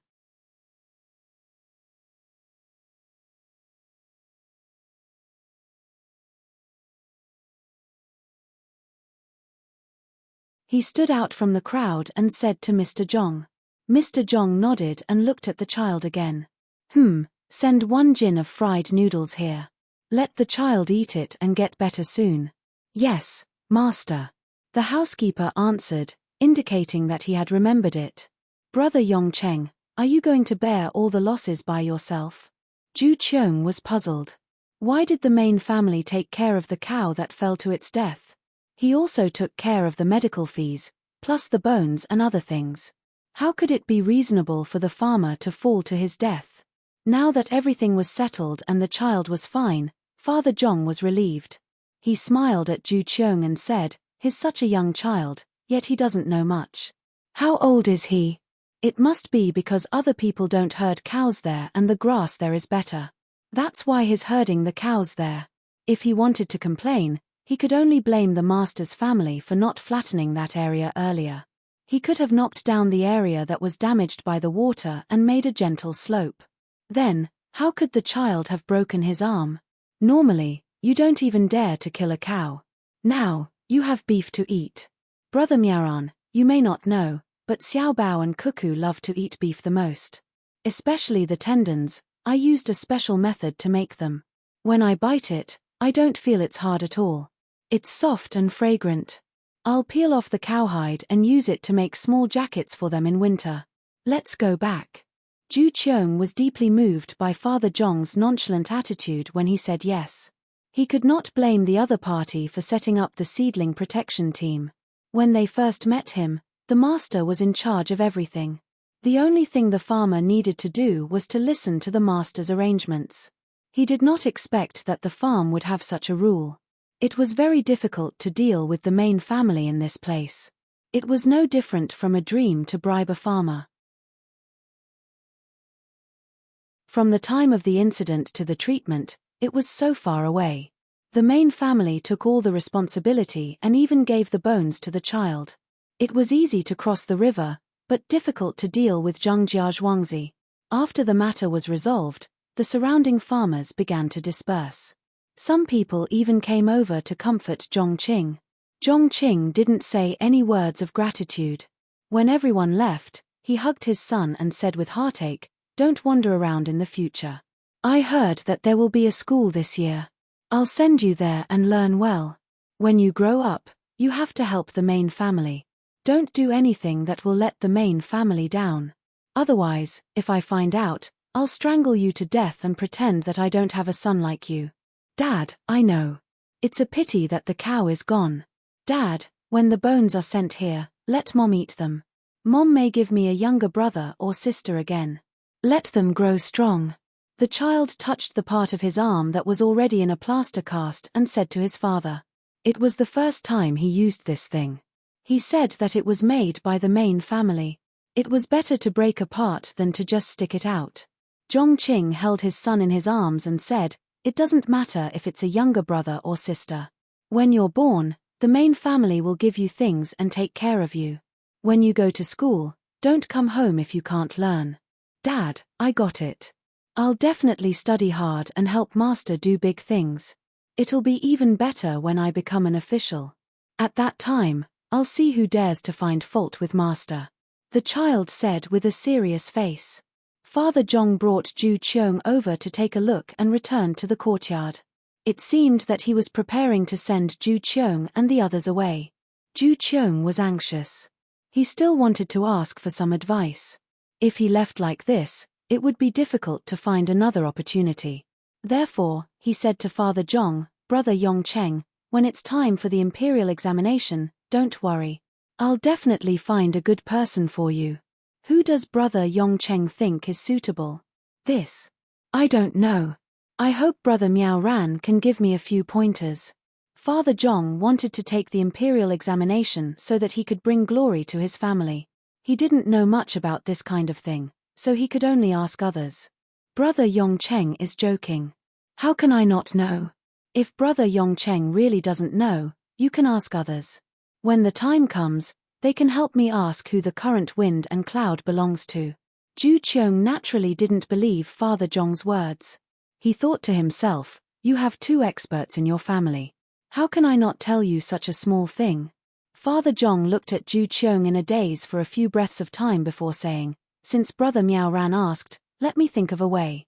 In truth, he didn't know what to do. Madam didn't tell him this kind of thing, so his face revealed an anxious expression. At this time, Ernu, who shouldn't be here, suddenly entered the hall. "Master, this little one has an important matter." Ernu looked at the three people in the hall and said to the master. No matter how stupid Father Zhong was, he knew that Ernu's words couldn't be said to others. He put down the teacup and looked at Ernu. At this time, Ernu was clever. He walked to the master's side and whispered a few words. Then, he smiled at Zhu Qiong and Zhu Shihu and turned to leave. After Ernu left for a while, Father Zhong was still in a daze.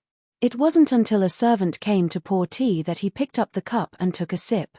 He said to Zhu Qiong, "Brother Miao Ran, you must remember the matters of the previous dynasty. You must not associate with women. It's better to stay away from anything related to women. Not only the princess, but also the other ministers. Otherwise, it won't be a good sign." "Brother Yongcheng, are you talking about being under one person?" Zhu Qiong wasn't stupid. When he heard this, he connected the dots and understood what it meant.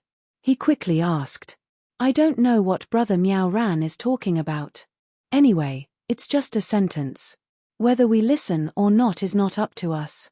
Father Zhong's words didn't mean to admit anything. This was also part of what Ernu said when he came over. It felt a little unfathomable. In fact, even he didn't know what it was. He just said it according to what he said. When Zhu Qiong heard these words, he thought a lot. He summed up what Father Zhong said and found that he couldn't rely on the people he wanted to rely on now. All of this was because of a servant's whisper. Others might think that the servant came over to say something, but Zhu Qiong thought that the two masters didn't want to see him in a difficult position, so they helped him. The more he thought about it, the more scared he felt. What a powerful person. He just asked, and the other side knew what he was asking and sent someone to inform him in advance. No wonder County Magistrate Cheng always wanted to be the disciple of this person. With such a person behind the scenes, it really saved a lot of trouble. However, just this sentence only told him to stay away from the person, but not to get close to the person. This won't do. If he didn't ask clearly, wouldn't he waste his efforts if he didn't do well in the future?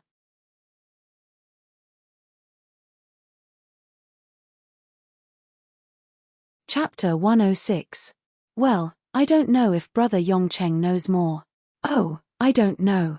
It's just a guess. Just a guess. At this moment, Ju Qiong had already confirmed that there was indeed an expert in the Zhong family's farmstead. Otherwise, it would be impossible for the two farmsteads to be in such a state. However, that expert did not seem to be willing to meet with them. He only sent a servant over to inform them. In order to obtain more information, he could only continue to speak to Father Zhong, hoping to find out what the imperial court was doing through him. If it wasn't for the fact that he had come here with this intention and had seen many unbelievable things, he definitely wouldn't have believed it so easily. Just as he asked, the master of the Zhong family happened to send someone to tell the master of the Zhong family what he wanted to know. This was too much of a coincidence. Ju Qiong would rather believe that it was arranged deliberately than think that it was a coincidence. Others might not understand the meaning of this, but he understood. Don't have anything to do with a woman. It was not a good sign. What was it? It was obviously a Yarrow character. She mentioned a woman and then a princess. This meant that this person's status was not low. Who else was a woman? Besides Wu Mainyang, there was only Princess Taiping. Both of them were important figures. Then the person they were talking about must be an important figure. At this time, if not the emperor, who else was important?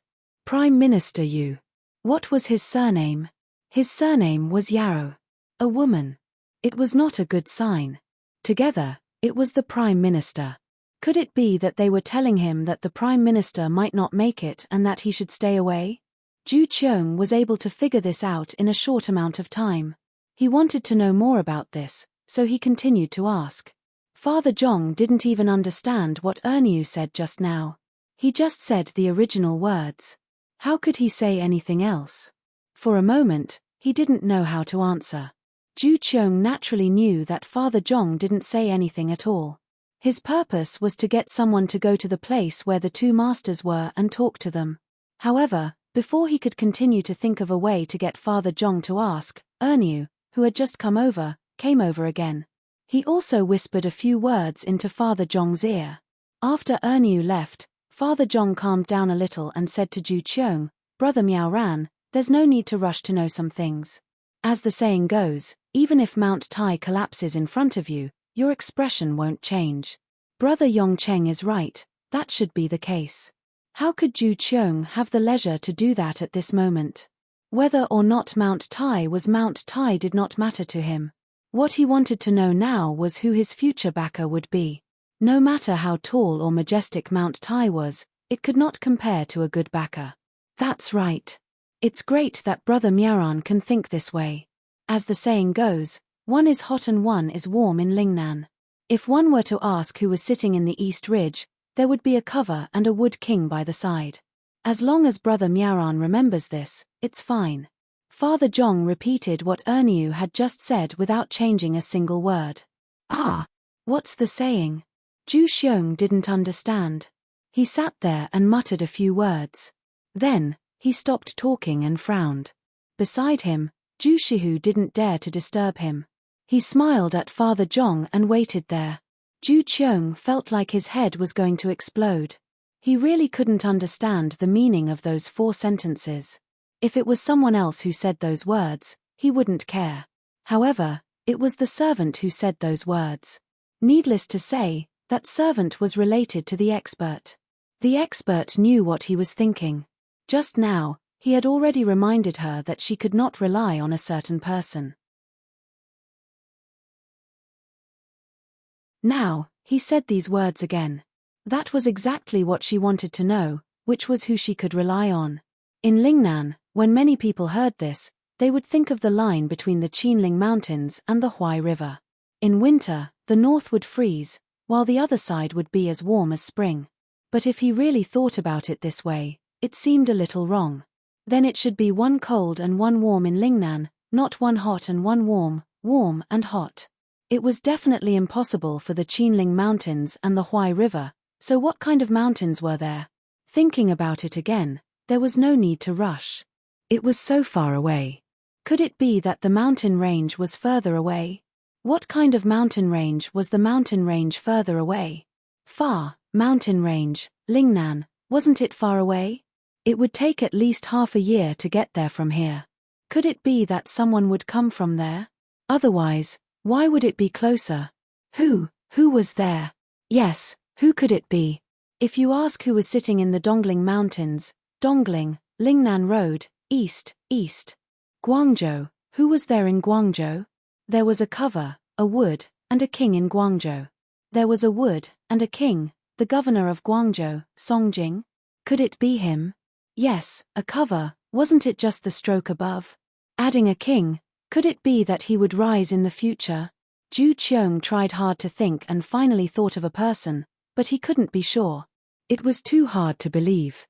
A person so far away, could it be that he would enter the imperial court in the future? Thinking of this, he finally raised his head again and opened his mouth to speak to Father Zhong. Before he could speak, Father Zhong opened his mouth and said, "Everything has its own way is like a dream, an illusion, a bubble, and a shadow. It's like dew and lightning. You should see it as it is. Brother Miaoran, since your name is Miaoran, I believe you must know this." When Father Zhong said it, he felt that it was not reliable. It was a mess and he didn't explain it clearly. How could people guess it? But he had to say it. When Zhu Qiong heard this, he had a different feeling. It seemed that the two masters had even calculated his reaction. They obviously didn't want to say too much to him, so they used a Buddhist saying to answer him. Yes, they had already told him a lot, so he couldn't continue to ask. Could it be that he had to ask them to tell him the details in front of them? If that was the case, then the masters were not hidden masters, but aides. It was impossible for ordinary people to get these words in their lifetime. He couldn't be too greedy.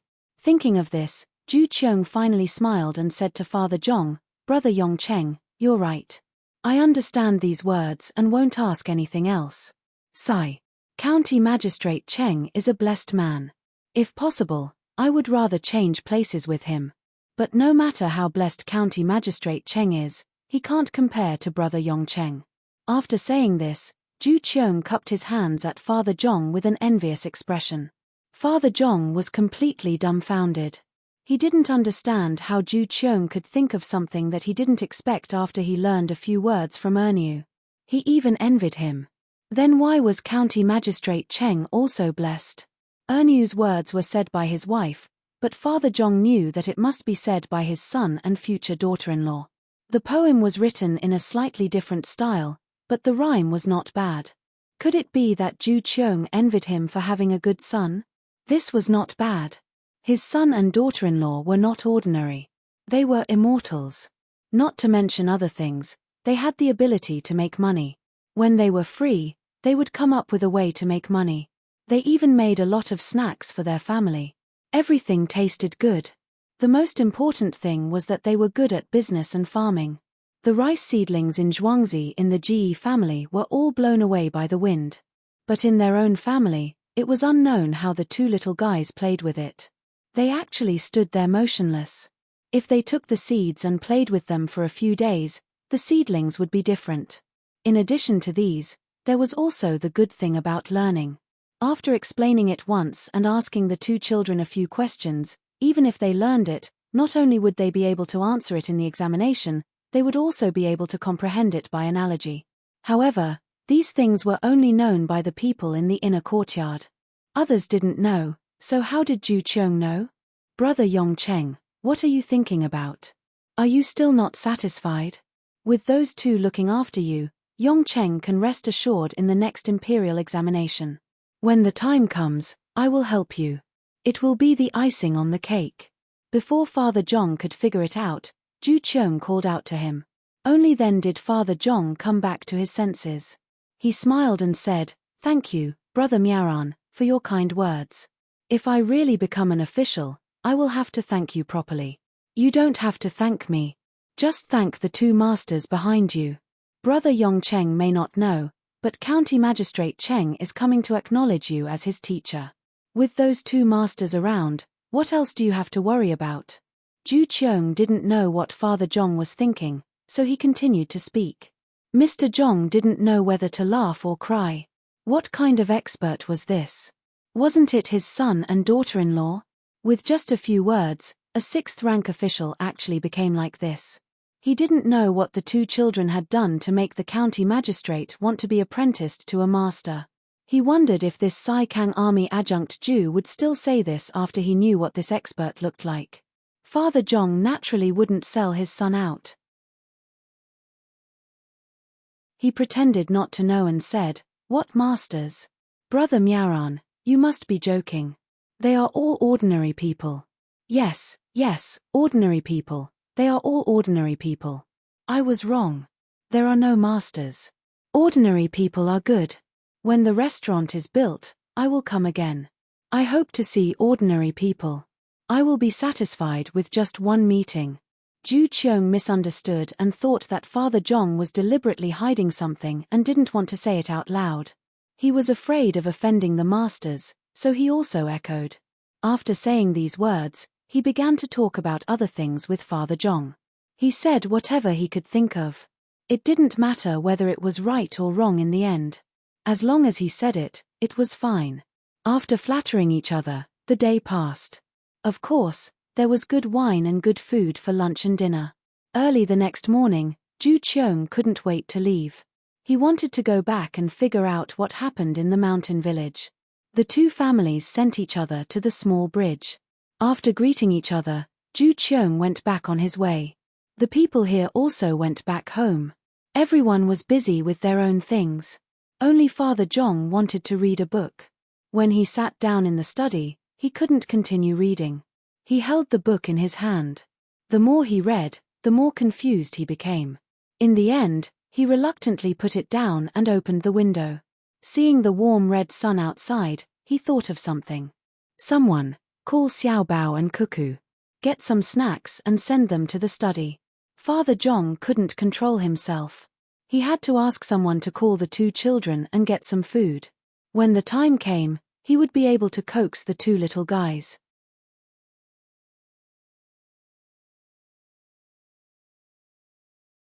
Chapter 107. Zhong Xiaobao and Wang Huan were called over. They left quickly and came back quickly. Zhong Xiaobao's father asked a few questions and they answered selectively. They did not say anything substantial, mainly because Zhong Xiaobao was afraid that his father would be thinking about other things all day long and would not have the energy to study. Even if they wanted to find someone for the imperial examination, they would need to have the ability and knowledge to do so. The snacks were also brought back. Those were the snacks that the two of them made themselves. Usually, they would give some to the people in the courtyard. We've made a profit. This year, the whole county is considered to be a disaster, so the production will be reduced by half. We don't have to pay taxes, and we don't have to take out extra silk. We only need to contribute some labor. It's only a few days. Discuss with the GE family and Zhuangzi to let the county magistrate fix our river. We can use our own people to fix things in our own place. We can even get some construction funds and widen the river. We won't be able to take over the fertile land. Let's go and eat the beef marrow. It's fresh. Zhong Xiaobao felt that he had done a big favor for the family and was in a good mood. As he spoke, he skipped like a child towards the kitchen. Wang Huan stood there in a daze for 2 seconds before running over as well. Don't think about the construction fees anymore. Fix the river properly. What if there's another flood tomorrow? We can't fool around with our own place. The money allocated might not be that much anyway. If we peel it off layer by layer, we won't have much left. The two discussed how much money they could allocate this time. How much money could County Magistrate Cheng put here and what would happen to the river? They went to the kitchen one after another. There were already people taking out the bone marrow of a few bones and putting it on a plate for the two little ancestors to eat.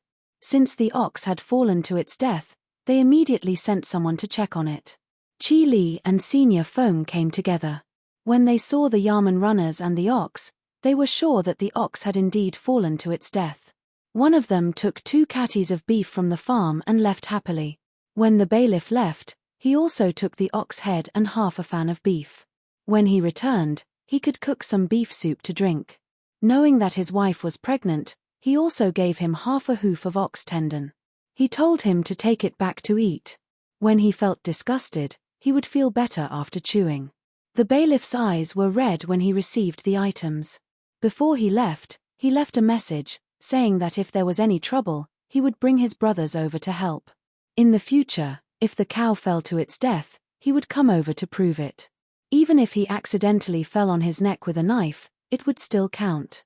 The rest of the meat was taken back to the main courtyard and sent to the Wang family. The people in the inner courtyard had a meal of beef stewed with radishes. There wasn't much meat, but there was enough radishes. The beef bones were kept by Zhong Xiaobao and Wang Huan. The rest of the meat was frozen and occasionally cooked for the family. Young master, do you think this bone marrow is enough? When the people in the kitchen saw that the two little ancestors had come, they put away all the knives and watched the stove. A person in charge of the kitchen brought a plate to Zhong Xiaobao and Wang Huan and asked respectfully. Zhong Xiaobao looked at the plate. There were 6 strips of bone marrow of different lengths and thicknesses. He nodded and said, "Well, okay, it's enough. It's enough for Cuckoo and me. It's just cooked, right? Make more, steam it in the pot, mix it with the stock, add less salt, some chopped green onions and coriander, and send it to my family and the main house of the Wang family."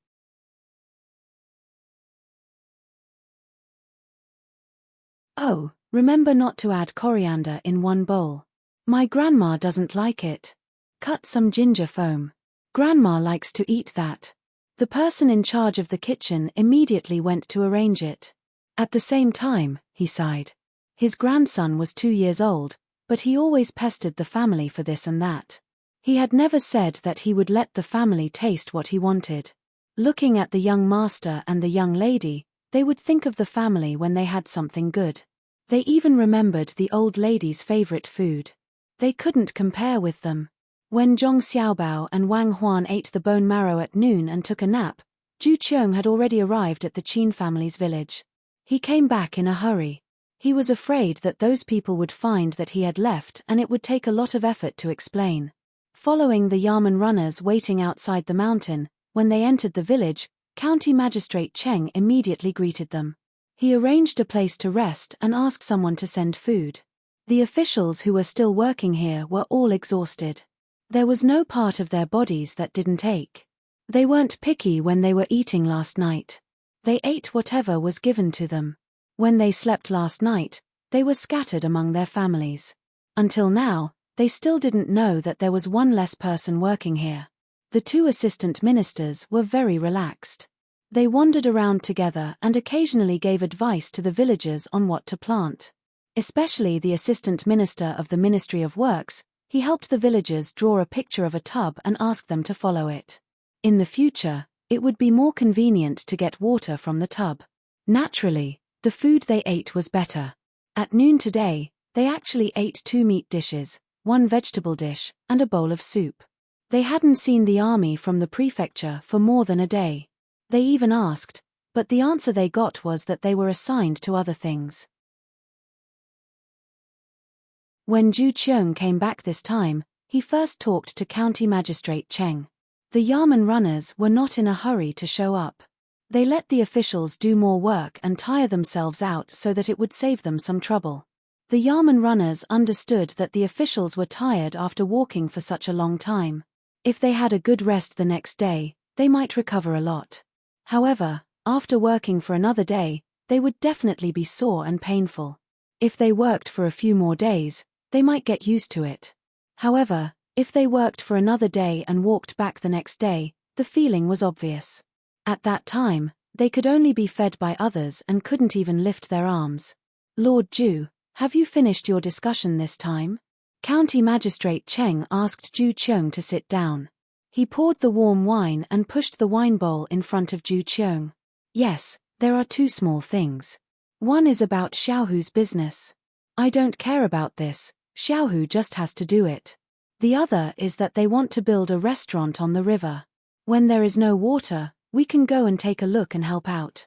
For the last thing, I need County Magistrate Cheng's help. Ju Cheong was indeed tired and thirsty. After saying these words, he raised the bowl and drank it. He let out a long breath and felt comfortable. County Magistrate Cheng helped to pour the wine again and asked, "What do you want me to help with? Is it about the disaster this year? This is a small matter. Our county is indeed suffering. It's not about this. I want you to go with them in summer or autumn. Maybe to the east of Taihang Mountain or to the south of Henan. The drought in those two places is worse than here. There may also be a locust plague. Zhongjia Zhuangzi has prepared a lot of food and some chickens and ducks are waiting to be sent to eat the locusts. In this way, the Baihu's food will be saved. When the time comes, you will get a medal, and so will I. You have won a lot of praise for the two auspicious signs, the curved plough, and your actions during the new year. However, it's still not enough to arrange a good position. If you go with them this time, your political achievements will be enough. Maybe you will get a higher rank than me," Ju Cheong said enviously. Now he was helping County Magistrate Cheng. When the time came, Zhongjia Zhuangzi's people would also help him. In fact, they had done him a big favor last night. It turned out that the position of Prime Minister was changed. If it was someone else who said this, he would not believe it. However, he had to remember this in his heart when he saw what the two masters had done. County Magistrate Cheng understood as soon as he heard this. So this was the plan of the other side. No wonder they asked him to help delay until the summer and autumn season. This was a great contribution. No matter who took out the grain, as long as it was in Sanshui County and he could show up, he would be counted in. Thank you for telling me, Mr. Ju. I wonder who will be sent to take care of this matter this time. At that time, if I can say a few words, my side will be more secure. I wonder what those two experts look like. County Magistrate Cheng was envious of Ju Cheong now. It was an opportunity for him to meet the two masters. Ju Cheong shook his head helplessly. I don't see them either. The two masters are really good. Before I said I wanted to meet them, they had already sent someone to solve my doubts during the meal. They are really good at predicting. I can't tell you more. Just remember, during summer and autumn, don't get too close to the right Prime Minister. Just be a good official. So, that Yarrow is going to retire? County Magistrate Cheng was shocked. He could not understand. Now that the person could still be trusted by the higher-ups, why would he come down? He had doubts in his heart. Suddenly, he remembered that the two masters of Zhongjia Zhuangzi did not tell him. They told Ju Cheong and had nothing to do with him. In this case, they felt that his position was too low and there was no need for him to know about this matter. Maybe it was really like this, so he had to be careful. When County Magistrate Cheng wanted to ask some more questions, he found that Ju Cheong had already started eating. He had to suppress the doubts in his heart and planned to find a way to ask when he accompanied the disaster relief. The two chatted for a while. After the meal, Ju Cheong directly lay down to rest. County Magistrate Cheng sensibly left. When it was almost night time, he found Village Chief Chin and whispered a few words in his ear. The officials who had worked for 2 days dragged their tired bodies back to eat when they were called together. Suddenly, they found that the food on the table had changed. It was no longer the rice balls that were hard to swallow, but a small vegetable box. No wonder it smelled so good just now. There were also more dishes.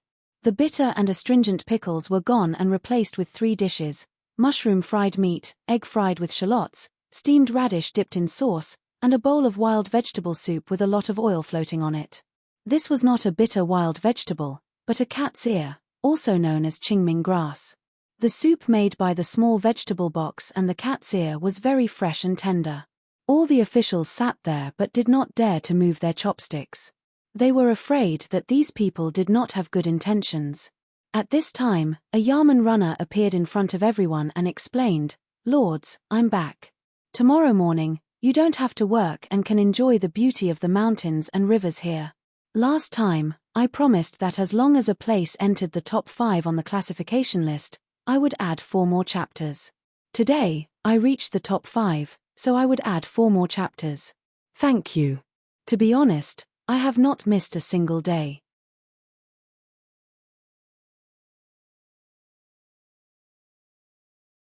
Chapter 108. When the officials saw the bailiff and heard his words, they were so moved that they almost cried. It was not easy. They finally got through it. When they looked at the food in front of them, they felt that this food should be in heaven and not in the mortal world.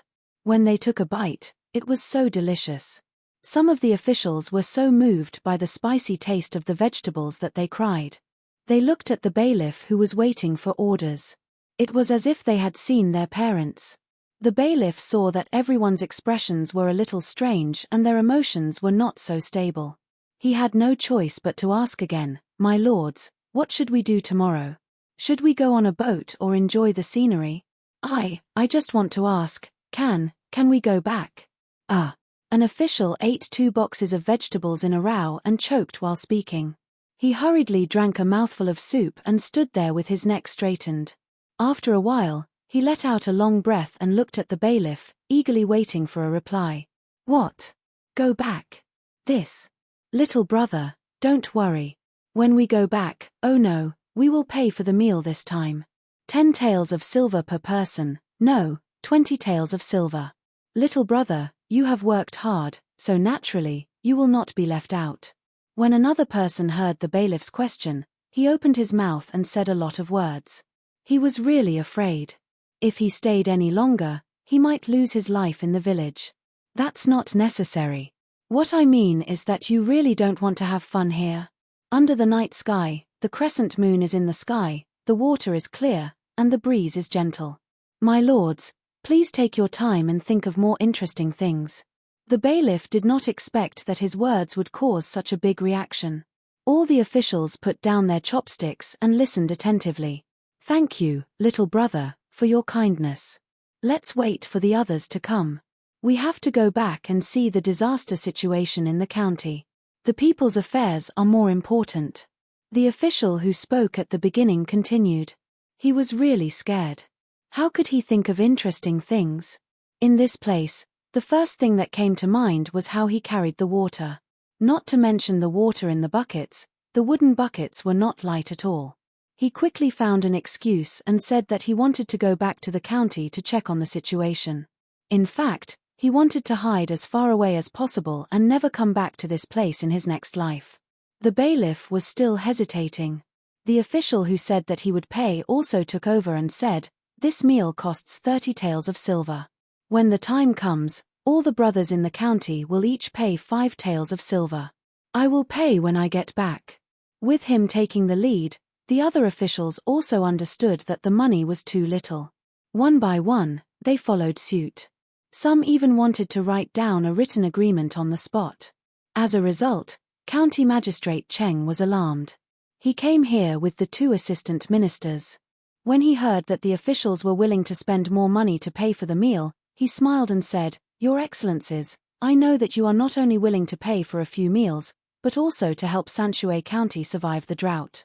This time, I thank you on behalf of the people of Sanshui County."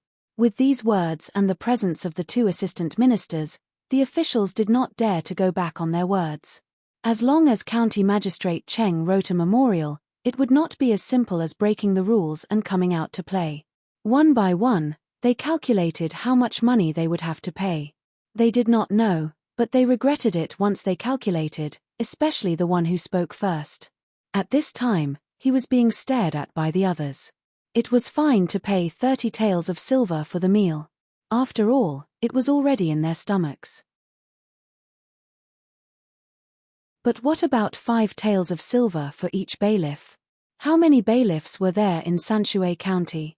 With the presence of the 2 superiors, these officials could only agree once more. Then, they began to eat the food on the table with all their might, hating that they could not eat all the money back. They also drank bowl after bowl of soup.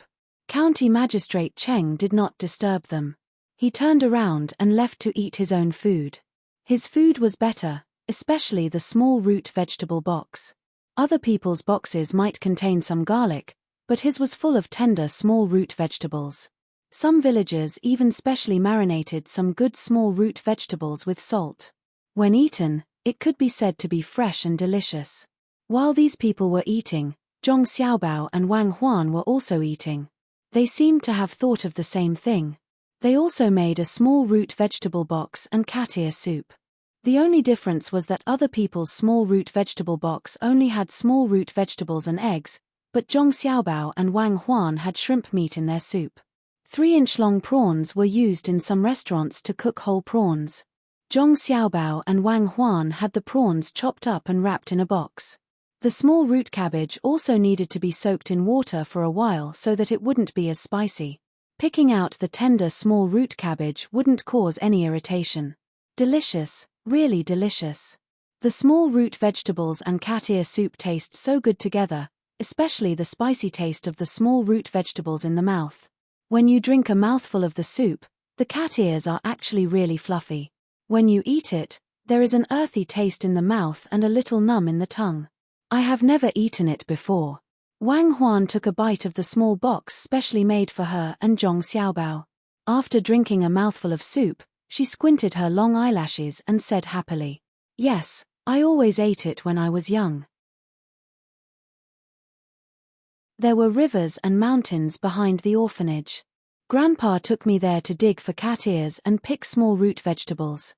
We could also meet the mountain red in the mountains. When we came back, we would cook it. Usually, it was made into boxes. There were less white flour and more corn flour. Then we would drink cat ear soup. Every time I ate it, I felt the happiest time. At that time, we were poor. Few people gave us money. When they came, they would only give us some fruit. My brothers, sisters, brothers, and sisters had to wear clothes. We thought that only the poor would eat it.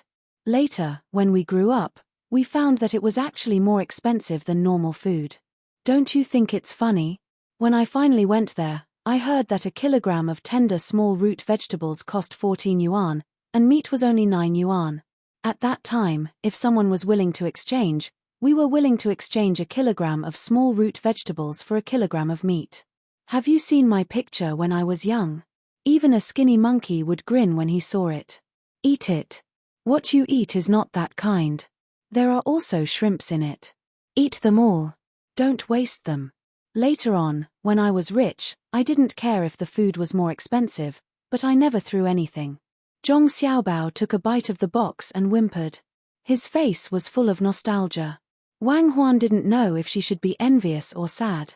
She drank a mouthful of soup and said, "Then why don't you go to the river to catch fish and shrimps?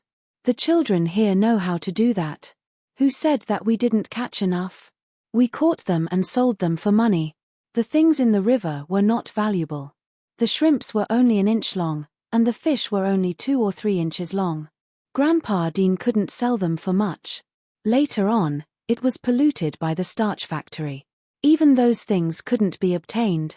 Everyone went to the mountains to dig for dandelions, which are considered a kind of medicinal material. There were also various kinds of wormwood, all of which were edible. There was also a plant known as the windbreak plant, which was sold well. It was especially useful for treating allergies, and it was faster than any medicine. As long as the water was boiled, the pimples on the body would disappear in less than a minute after rubbing them with the water. At that time, the older children did most of the work.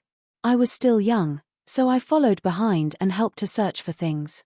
When I was 5 years old, a 9-year-old brother was bitten by a snake because he went to the mountains to dig for things. We called the snake turf. It wasn't very poisonous.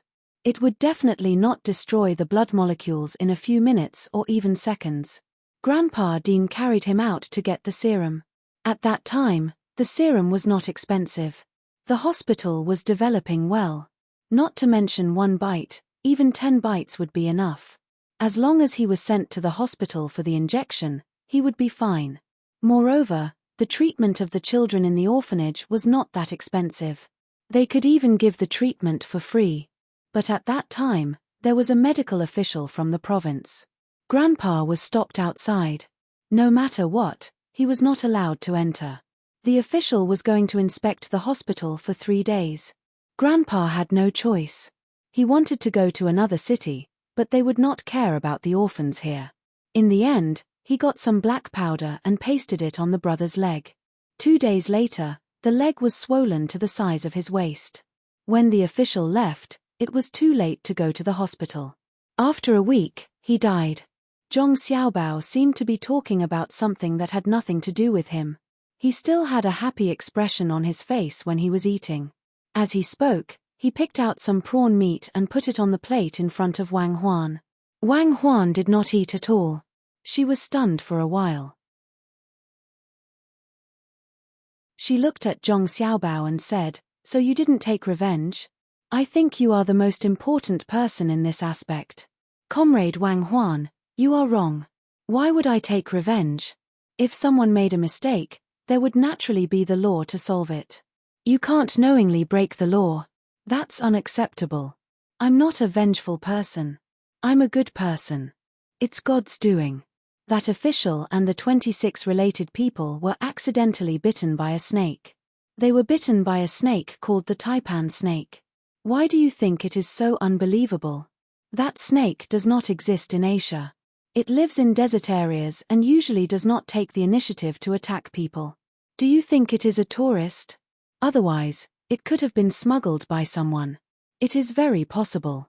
Didn't that person know that he only had a few minutes to react after being bitten by this snake? Those people died so miserably. Their blood was coagulated. This is really God's blessing. Good will be rewarded, evil will be punished. Do more good things. Zhong Xiaobao looked like he was bemoaning the state of the universe and pitying the fate of mankind.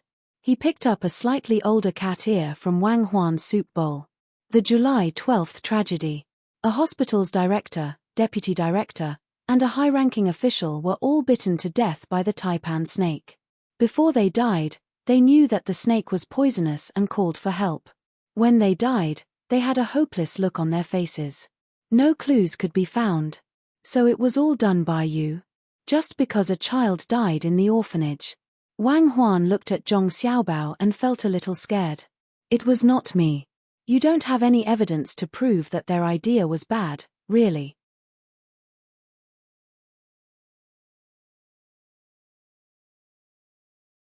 Chapter 109. Wang Huan listened to Zhong Xiaobao's nonchalant explanation and didn't know what to say. She still remembered that because this case was too big, it was finally handed over to them. There were 26 people, 26 lives. They didn't even know who killed them when they died. Each and every one of them used their last moments to reveal their possible opponents. As a result, following the clues, they cleaned up quite a number of corrupt officials, but none of them admitted that they were the ones who released the snakes.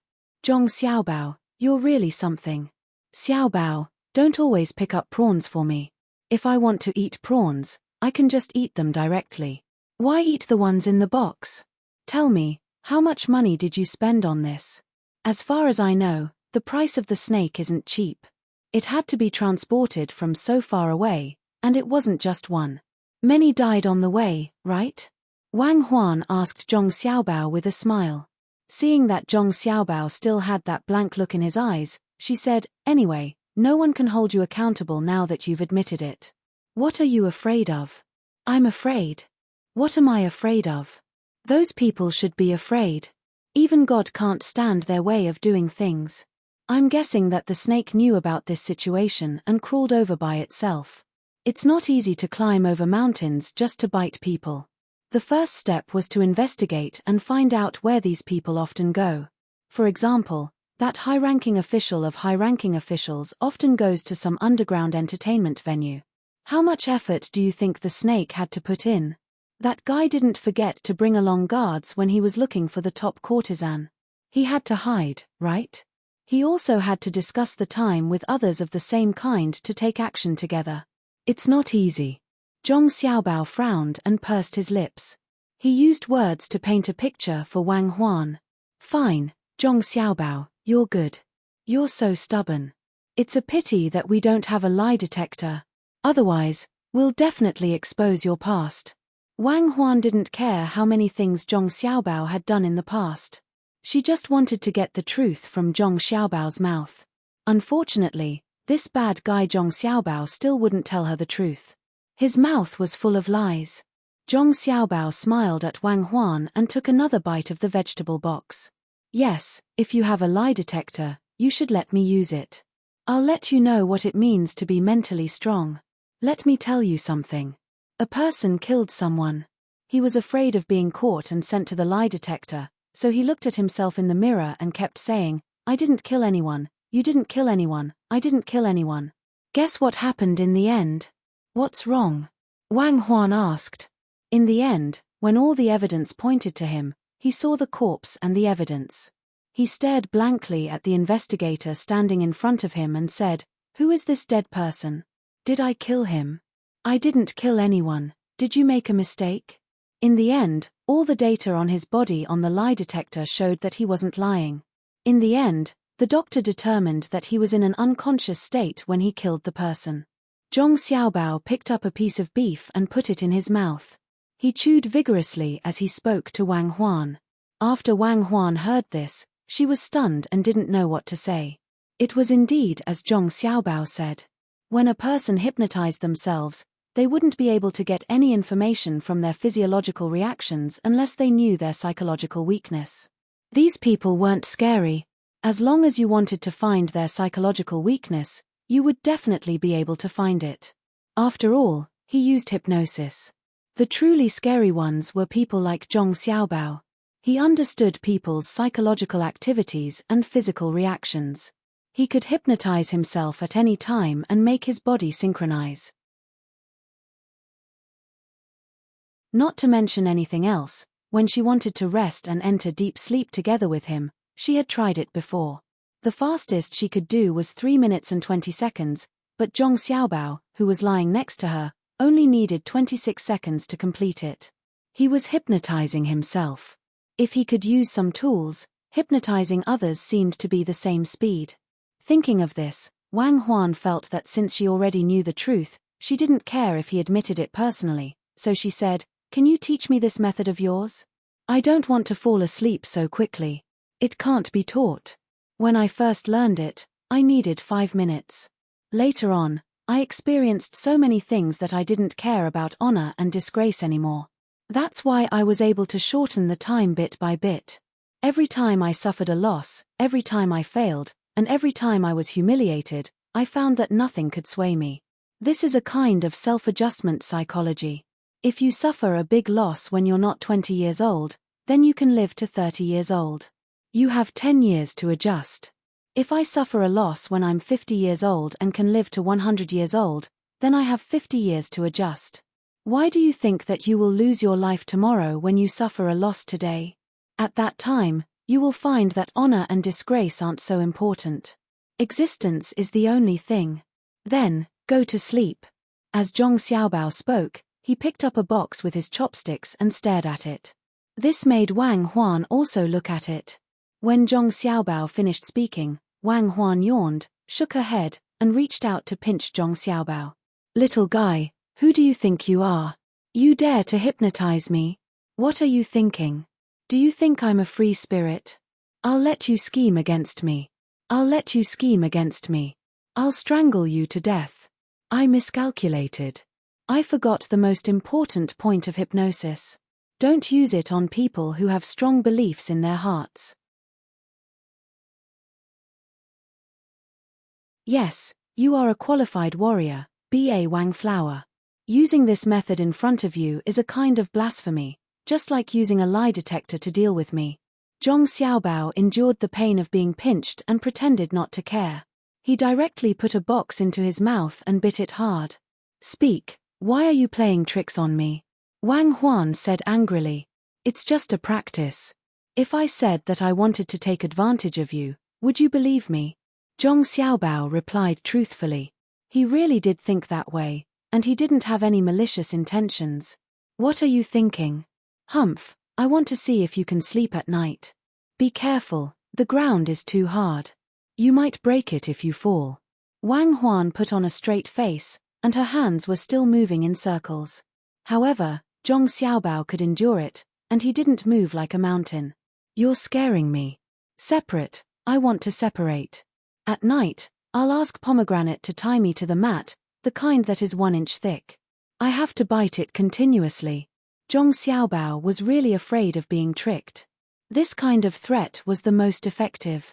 Wang Huan looked at Zhong Xiaobao and suddenly laughed. She pushed the soup in front of him. "Eat your food." Don't think that you're the most powerful person in the world. Some people can't be controlled by you. I'll let you feel frustration and failure again. It's good for your growth. You have to thank me. Thank you. Zhong Xiaobao put his head into the soup bowl and said in a muffled voice. The night was quiet. When others were sleeping, the officials in the Qin family's village couldn't stand the long night.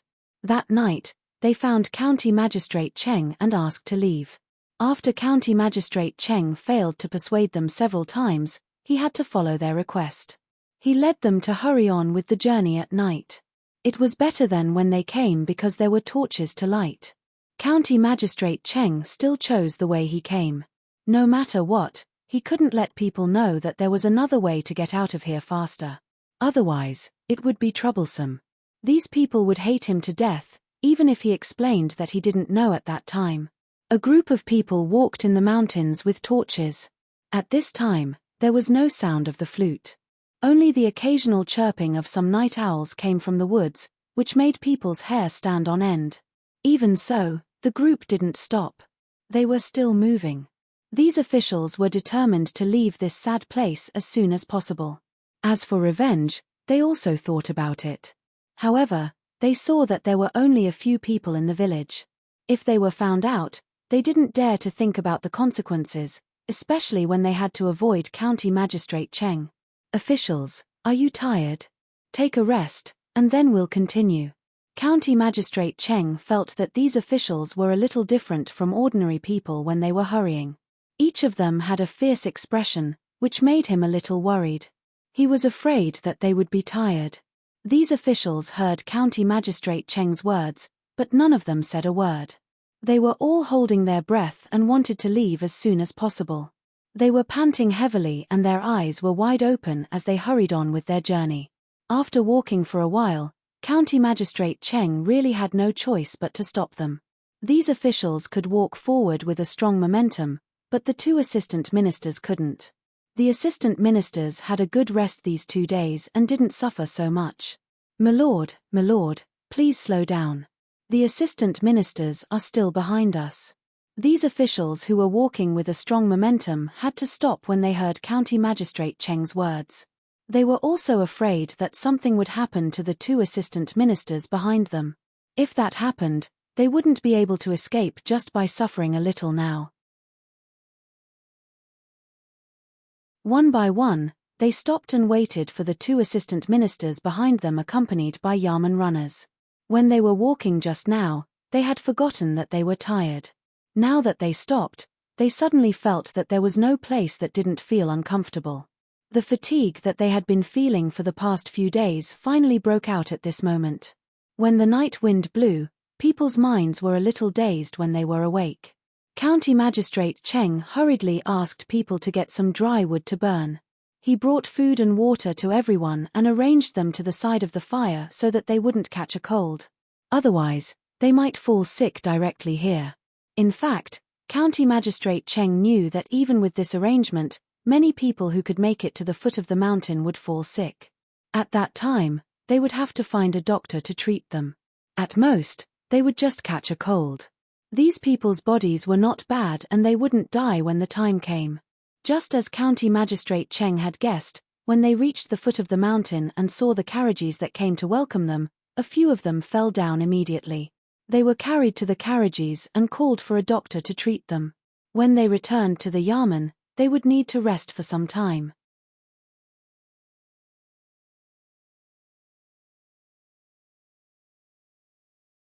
Chapter 110. In the middle of the night, County Magistrate Cheng settled everyone down and finally let out a sigh of relief. Now, he didn't have to worry about anyone causing trouble. When the two assistant ministers came this time, they said that they wanted to check something, but they were very honest. They didn't say much and didn't ask much. When they arranged for the officials to rest at night, the two assistant ministers told them not to worry and to take things slowly in the county. They already knew some things. There was indeed a drought, especially the assistant minister of the Ministry of Works. He even said that when they returned to the capital, he would submit a report and ask for more money.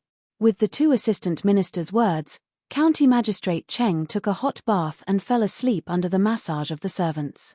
He had to maintain an energetic appearance every day, especially tomorrow morning. He heard from Zhu Qiong that Zhangjia Zhuangzi would send someone to give him 1,500 taels of silver. However, these taels of silver were not given for free.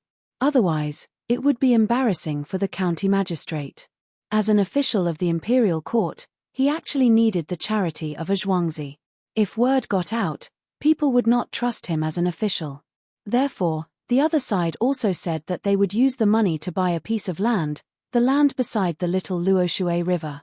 If it was another piece of land, County Magistrate Cheng would think about whether Zhangjia Zhuangzi was deliberately taking advantage of this situation to take advantage of him. However, he couldn't say anything about that piece of land. The other party had already said that they wanted the North Bank. What did the North Bank have? As a county magistrate, he naturally knew that it was just a broken mountain. It took up a lot of land, but it couldn't grow anything. There were only a few trees. If that mountain was worth 1,500 taels of silver, wouldn't the other pieces of land be worth dozens of times more? He had to deal with this matter personally. First, he had to spread the news to the people that Zhangjia Zhuangzi was buying the mountain.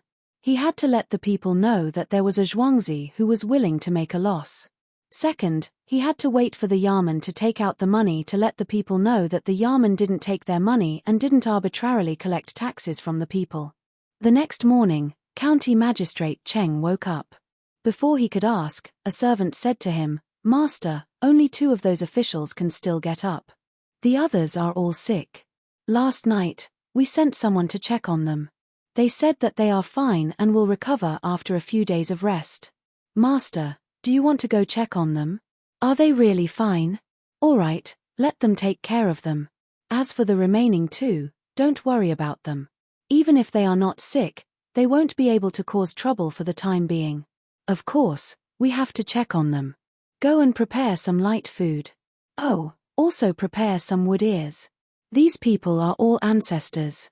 Every one of them has to take out a few hundred taels of silver. It's worth it to eat good food and drink."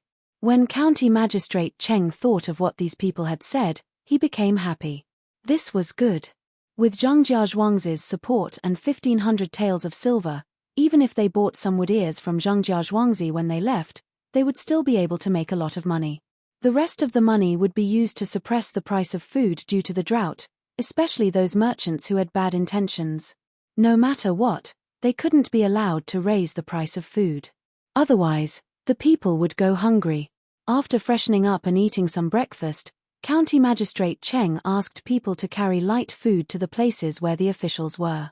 Those who were sick were told to rest well. Those who were not sick could only force themselves to get up. Their bodies were sore and painful. After being served and washed up, they didn't even have the strength to eat. When County Magistrate Cheng came over with the food, the 2 of them were talking about this matter. They had suffered a lot. After exchanging a few words with County Magistrate Cheng and waiting for him to leave, the 2 of them sat at the table. Whenever someone fed them, they would take a bite. The 2 of them were not carrying water.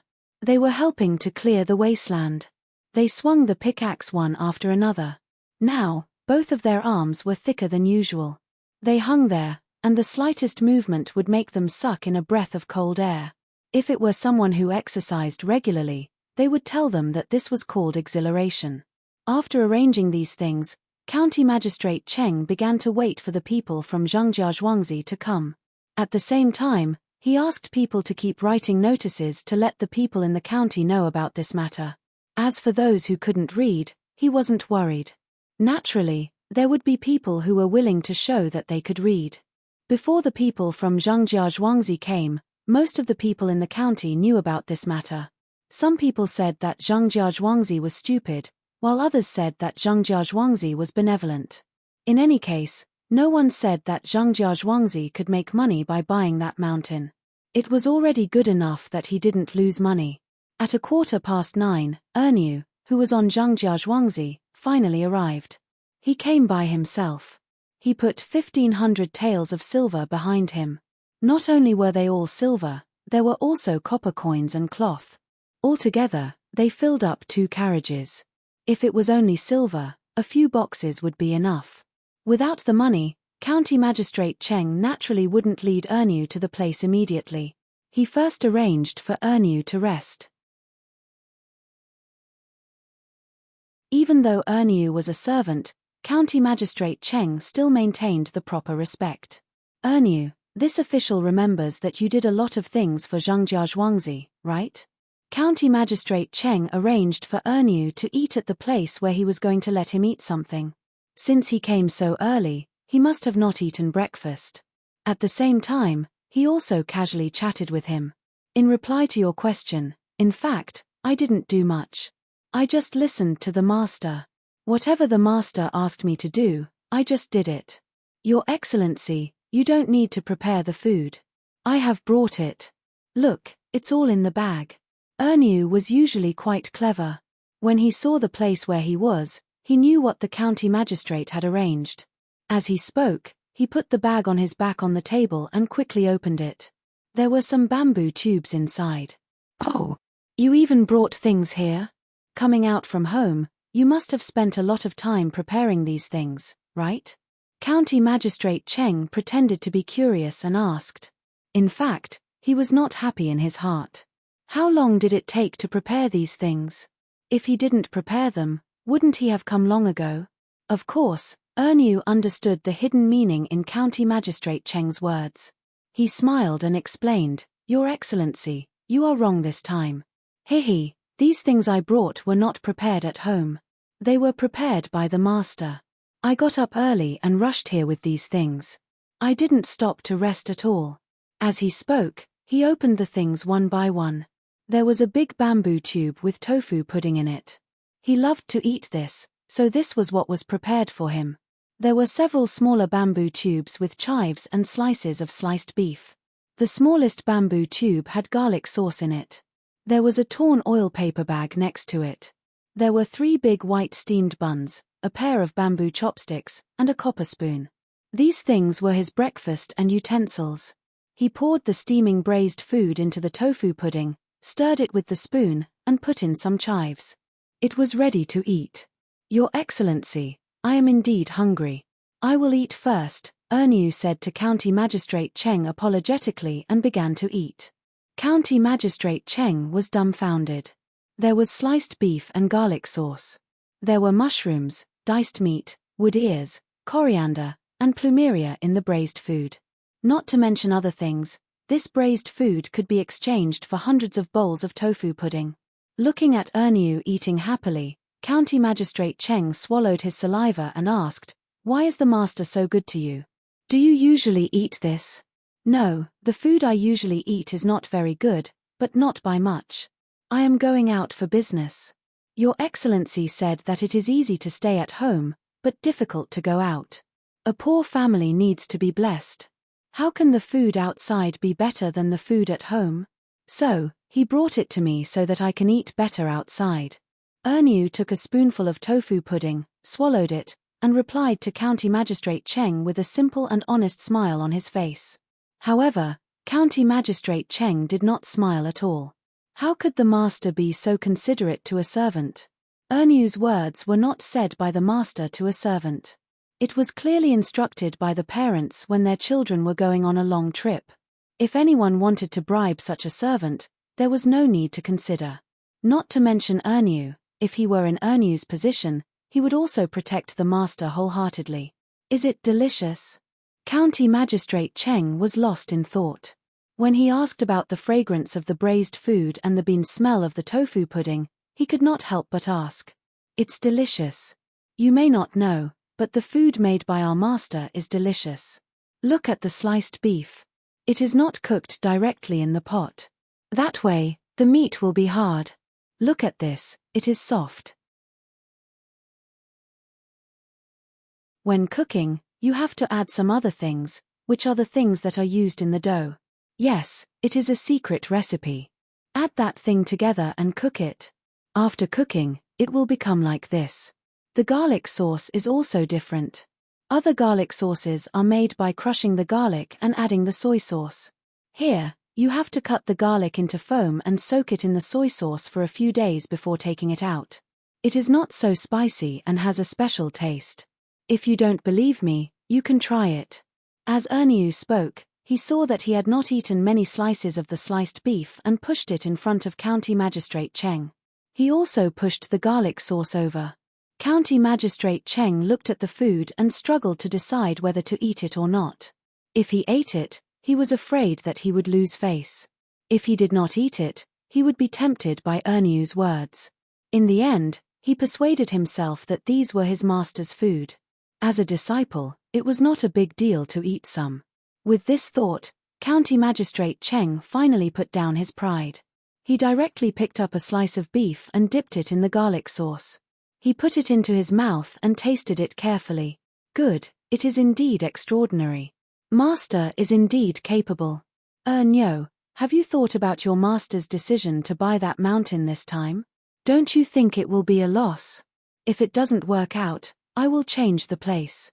Ah, change? No, sir, you can't change it. When we came here, our master said that he wanted that mountain. Don't tell me you are going back on your words. When Ernyu heard this, he put down his chopsticks and replied firmly. He did not know why the little young master wanted that mountain. He only knew that since the little young master wanted it, it was a good deal.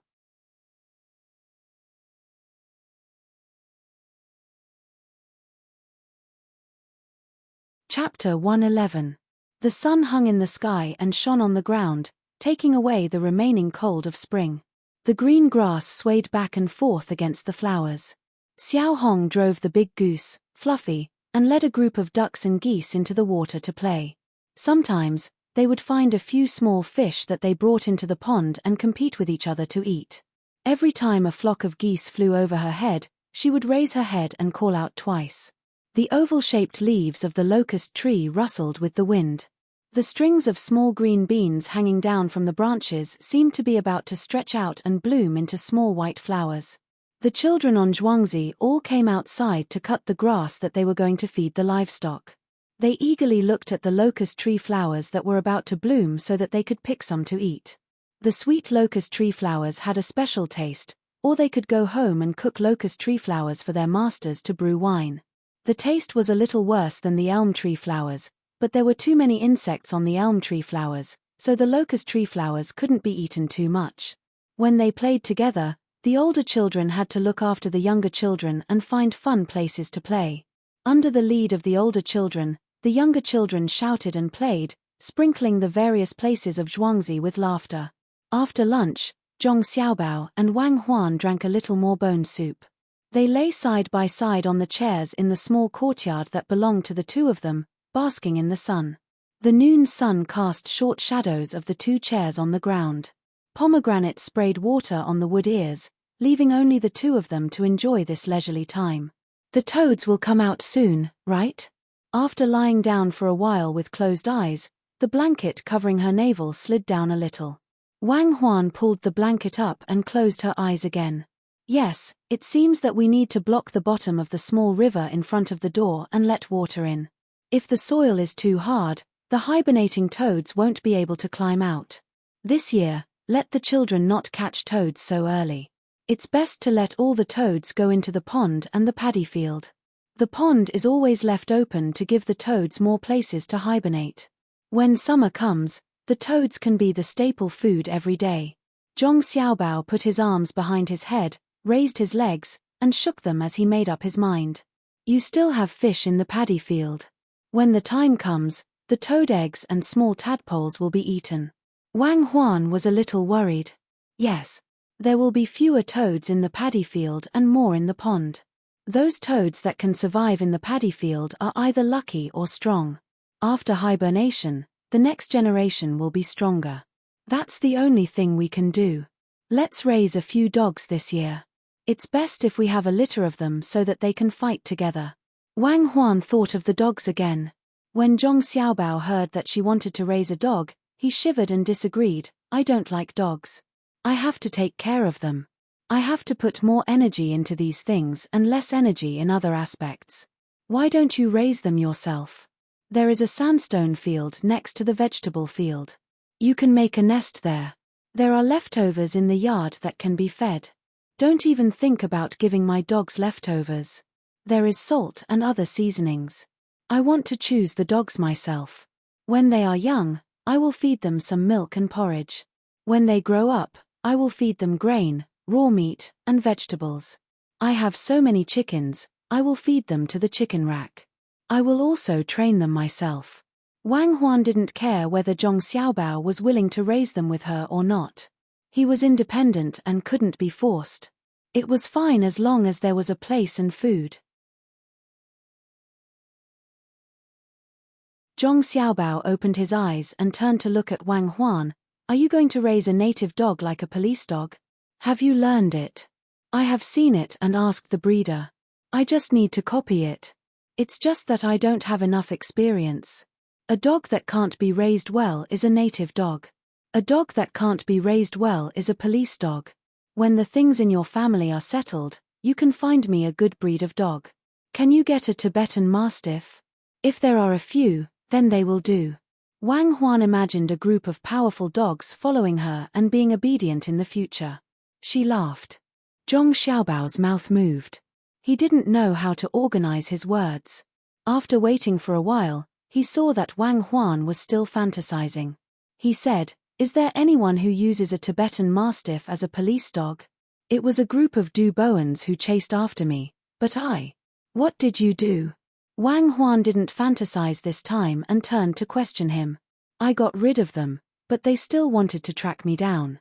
I used something stimulating so that they couldn't smell anything.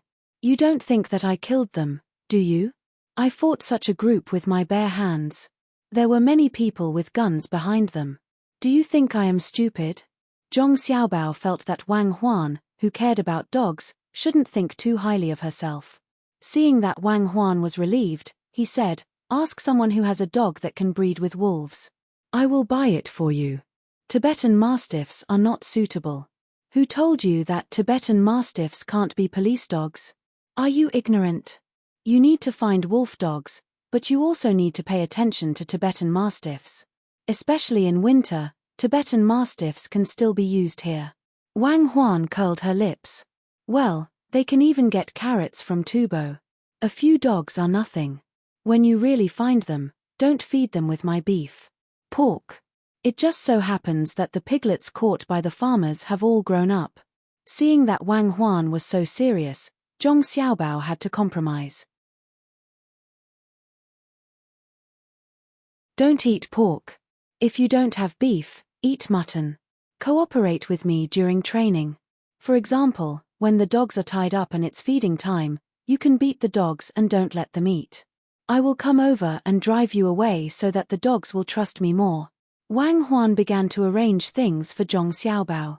Zhong Xiaobao blinked a few times and said, "If the dogs trust you, then what about me?" In the Yamen of Sanshui County, Ernu had already finished his meal. Most of the beef had been digested by County Magistrate Cheng. After resting for a while, County Magistrate Cheng took a group of people with great fanfare. Together with the money, cloth, and other things from the Zhong family, they all headed towards the little Luoshui River. The people here had already received the news and all of them ran over to see what was going on. Some even waited in front of the Yamen. As soon as they came out, they followed beside them. They wanted to see which idiot Zhangjia Zhuangzi was. They also wanted to count the money in the carriage to see if there was really 1,500 taels of silver. By the time County Magistrate Cheng and his entourage arrived, there were already quite a number of people surrounding them. In order to create a scene, County Magistrate Cheng prepared to take down the cloth, copper coins, and silver from the carriage in front of the commoners. He let the people count them and found that it was exactly 1,500 taels of silver. He then had people go to the other side of the river to measure. After a busy process, it took more than 2 hours. This was because there were many people to measure.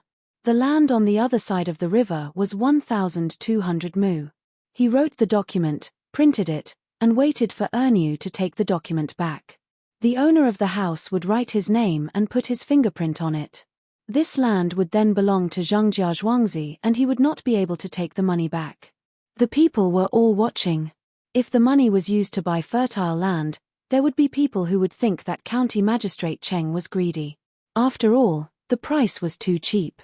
However, to buy a barren mountain, everyone felt that there was something wrong with the people of Zhongjia Zhuangzi.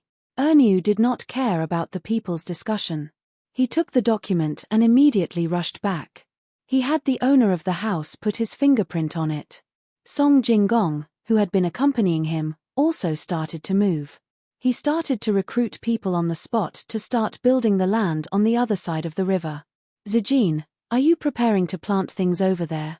County Magistrate Cheng was puzzled when he saw Song Jinggong move so quickly. Sir, how can we plant things over there? This student is following Zhuangzi's instructions to build houses and docks over there.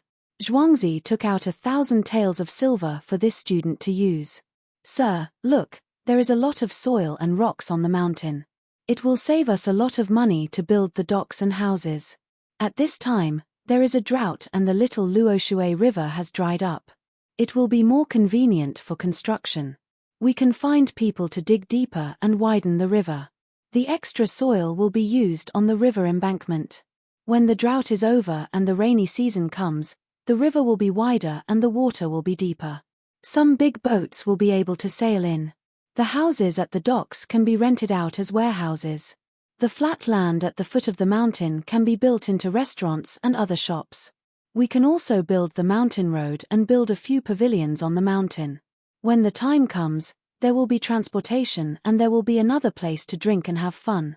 Looking at the boats coming and going from the top to the bottom of the river will give us a special feeling.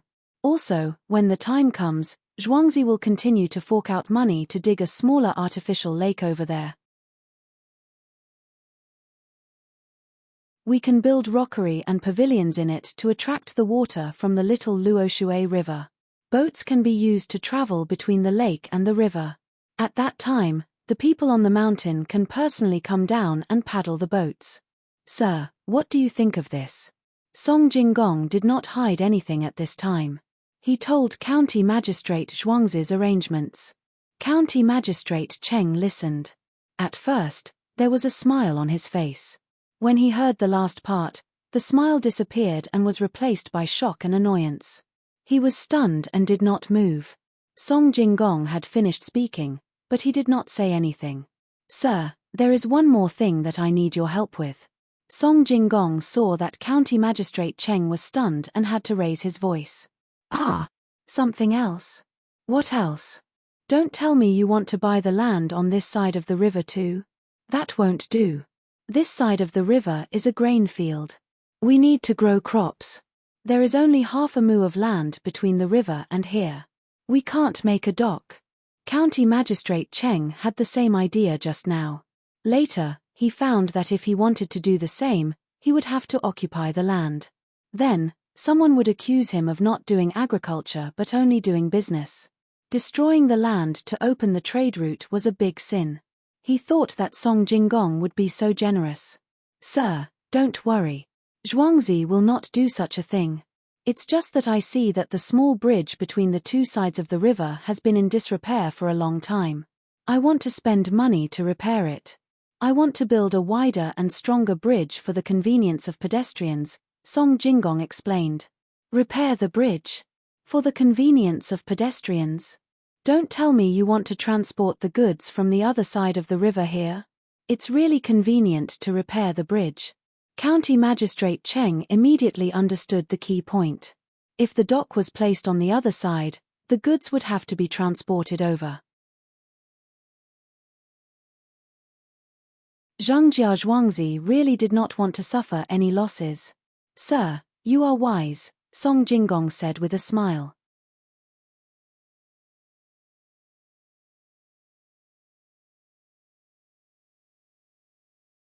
Chapter 112. Since he had bought the land, Song Jinggong did not waste any time. He immediately called for people to work on the other side of the river. They were all people who did not own farmland. The spring plowing was not over yet and those who had land were busy. After Song Jinggong left, County Magistrate Cheng took the things back to the yamen with his men. As soon as he got back, he went to the study and looked outside through the gap of the open window. As he looked, because of the sunlight, His eyes were tired and all he could see was the warm colors. "Sir, there is another document from the next village." County Magistrate Cheng was in a daze for half an hour when the Deputy District Magistrate came from the front with a piece of paper in his hand. "Shuyang is here. Shuyang, why didn't we think of expanding the little Luo Shui while it's still dry? We can use the mud and stones on the mountain to build houses. When the time comes, the water will flow to the boats.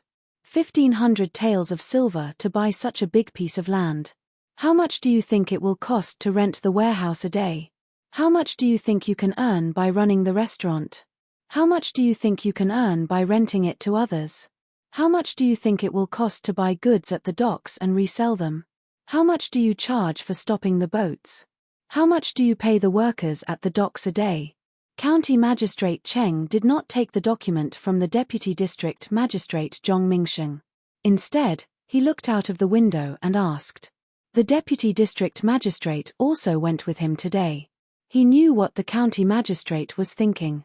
If they built a docks there and operated according to Master Song's plan, they would be able to earn a lot of money. Because of the drought, the construction was faster and smoother and they could save a lot of money. They could use the local materials and save a lot of money. They might not even be able to spend 1,000 taels of silver.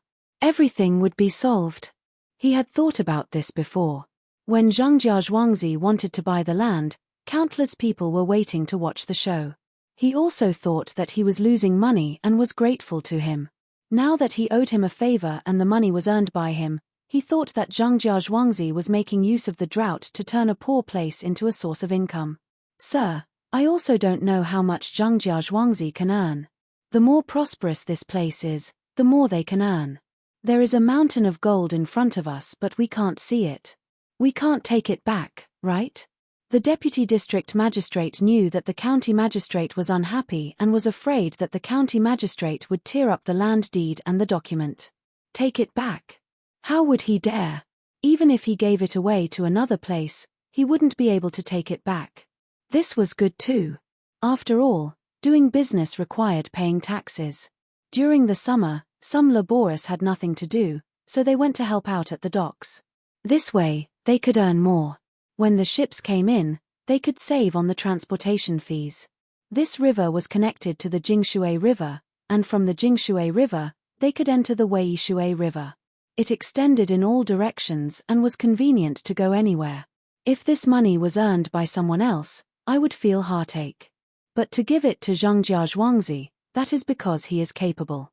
After all, he has taken out 1,500 taels of silver. Do you think there are other places in Sanshui County that can earn a lot of money? It's just that no one noticed. Of course, County Magistrate Cheng did not dare to go back on his words. Not to mention that he still wanted to be apprenticed to a master, even if there were no masters among the ordinary Zhuangzi there, he did not dare to deal with them easily. In the Yamen, from the cleaners to the Yamen runners, Zhangjia Zhuangzi had given a lot of benefits.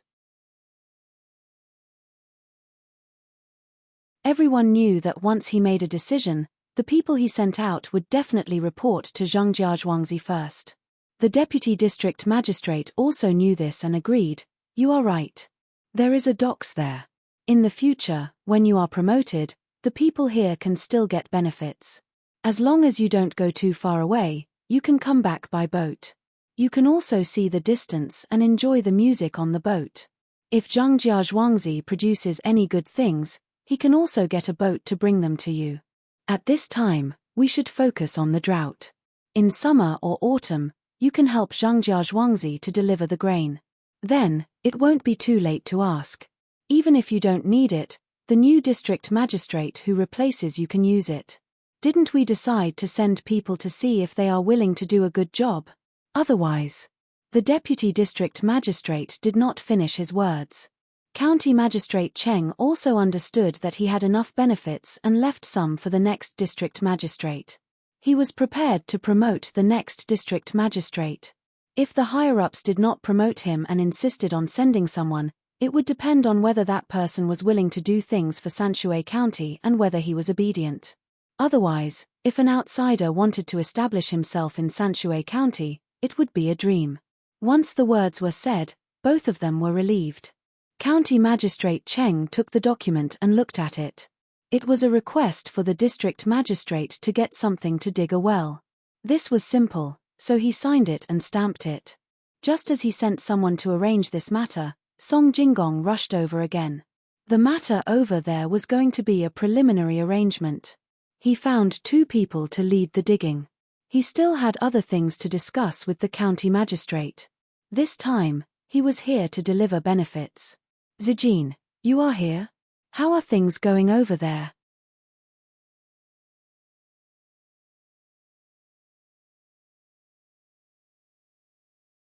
Next to the pavilion, people who don't have a good life in the county can set up a stall. They can either sell tea or wine. It will also be more work. The pavilion will be built by the county. Seeing that the county magistrate was so happy, Song Jingong directly told him his future plans. He believed that County Magistrate Cheng would be able to use them in the future. If he left, he would have to see how the next county magistrate would be. If he did not treat Zhengjia Zhuangzi well, he would definitely not give him this political achievement. County Magistrate Cheng could not say anything else. He could only nod and agree. When Song Jingong left, he personally went to the gate of the Yamen and walked in. He stood there and watched Song Jingong's figure become smaller and smaller. When he could not see him anymore, he turned around and went back. As soon as he came back, he hurriedly found the deputy county magistrate and asked him to think of a way to save some money. He did not want to use it all at once, so that he could use it for other purposes in the future. After thinking about it, he called the chief secretary, Zhao Xiong, and told him these things. The next county magistrate was going to promote the chief secretary. If he did not tell him and waited until Song Jingong came, County Magistrate Cheng felt that he would misunderstand. When the chief secretary, Zhao Xiong, saw County Magistrate Cheng, his face was stiff. After hearing County Magistrate Cheng's words, he was also moved. If he did these things when he became the county magistrate, it would only take a year for Sanshui County's finance to double. At that time, he would also be promoted. It would be time for Sanshui County to elect a new county magistrate. The deputy county magistrate, Zhong Mingsheng, was also listening to them. He also thought that he would have a chance at that time. He was happy, but suddenly he became depressed and said, at that time, Sanshui County will become a popular place. I guess many people will want to be the county magistrate here. What should I do? Shuyang, you can't just wait. Once Sanshui County becomes rich, it will not be as simple as just 2 auspicious signs like mine. At that time, you can ask them. Maybe there will be a new way. County Magistrate Cheng pointed in the direction of Zhengjia Zhuangzi.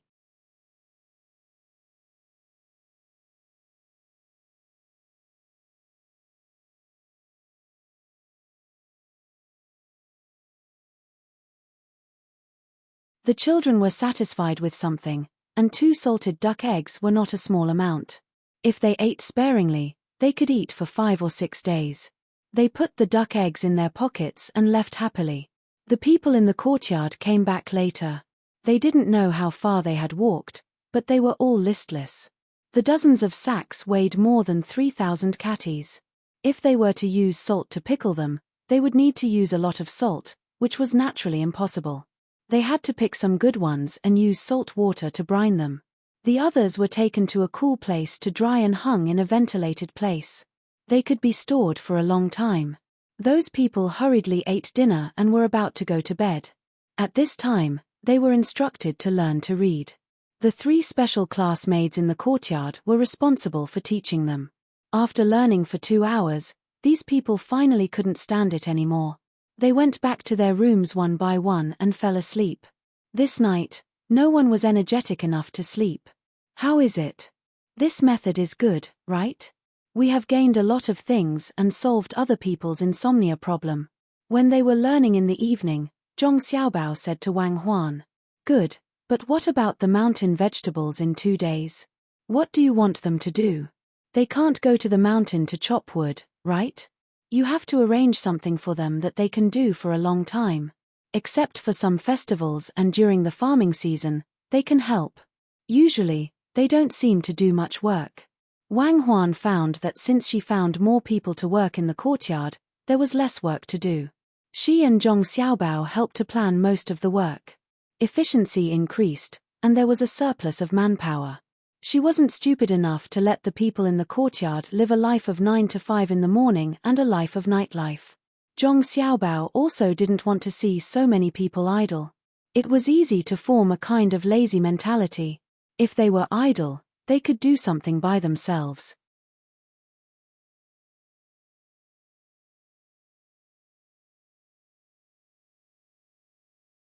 The paths and pavilions on the mountain, as well as the artificial lake below, had to wait until other things were done. On the day of the Dragon Boat Festival, those who picked wormwood and other medicinal herbs also took advantage of this time to pick everything that could be picked. Zhong family and the Wang family also bought a lot of things in Zhuangzi this time. It was Zhong Xiaobao who paid for these things to be hoarded. After a while, when the medicinal herbs shop was almost used up, they would be sold together. On the Dragon Boat Festival, Zhong family and the Wang family began to distribute zongzi to the villagers in Zhuangzi. The restaurant also opened on the same day. Strings of firecrackers rang out as if they were free. County Magistrate Cheng brought some people from the Yamen to congratulate them. Zhu Qiong did not lie. He also invited people from the province to eat and drink here for free. Song Jingong's reputation spread far and wide, so he attracted many literary friends to come here to support him.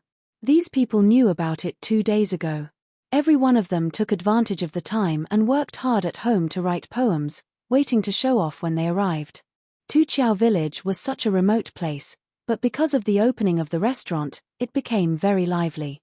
This made the villagers of the 3 Zhuangzi happy together. Zhong Xiaobao and Wang Huan could not participate, let alone stand at the door to welcome the guests. The adults in the family had all gone, leaving only the 2 of them to play in the courtyard. Xiaobao, do you think there are any zongzi that children can eat? Just like us. Wang Huan looked at other people steaming or boiling zongzi. She was a little hungry, but she was worried that it would not be easy to digest, so she asked Zhong Xiaobao out of boredom. There should be, right? I don't want sticky rice. I'll just use ordinary rice with some minced meat in it. Then I'll wrap it up and steam it in a pot. When the time comes, it will be ready to eat. Zhong Xiaobao analyzed. Don't say any more. How can that still be called a zongzi? If that Zhu Qiong comes to ask about it later, we have to answer him correctly. Wang Huan lay on the chair, closed her eyes, and fell asleep.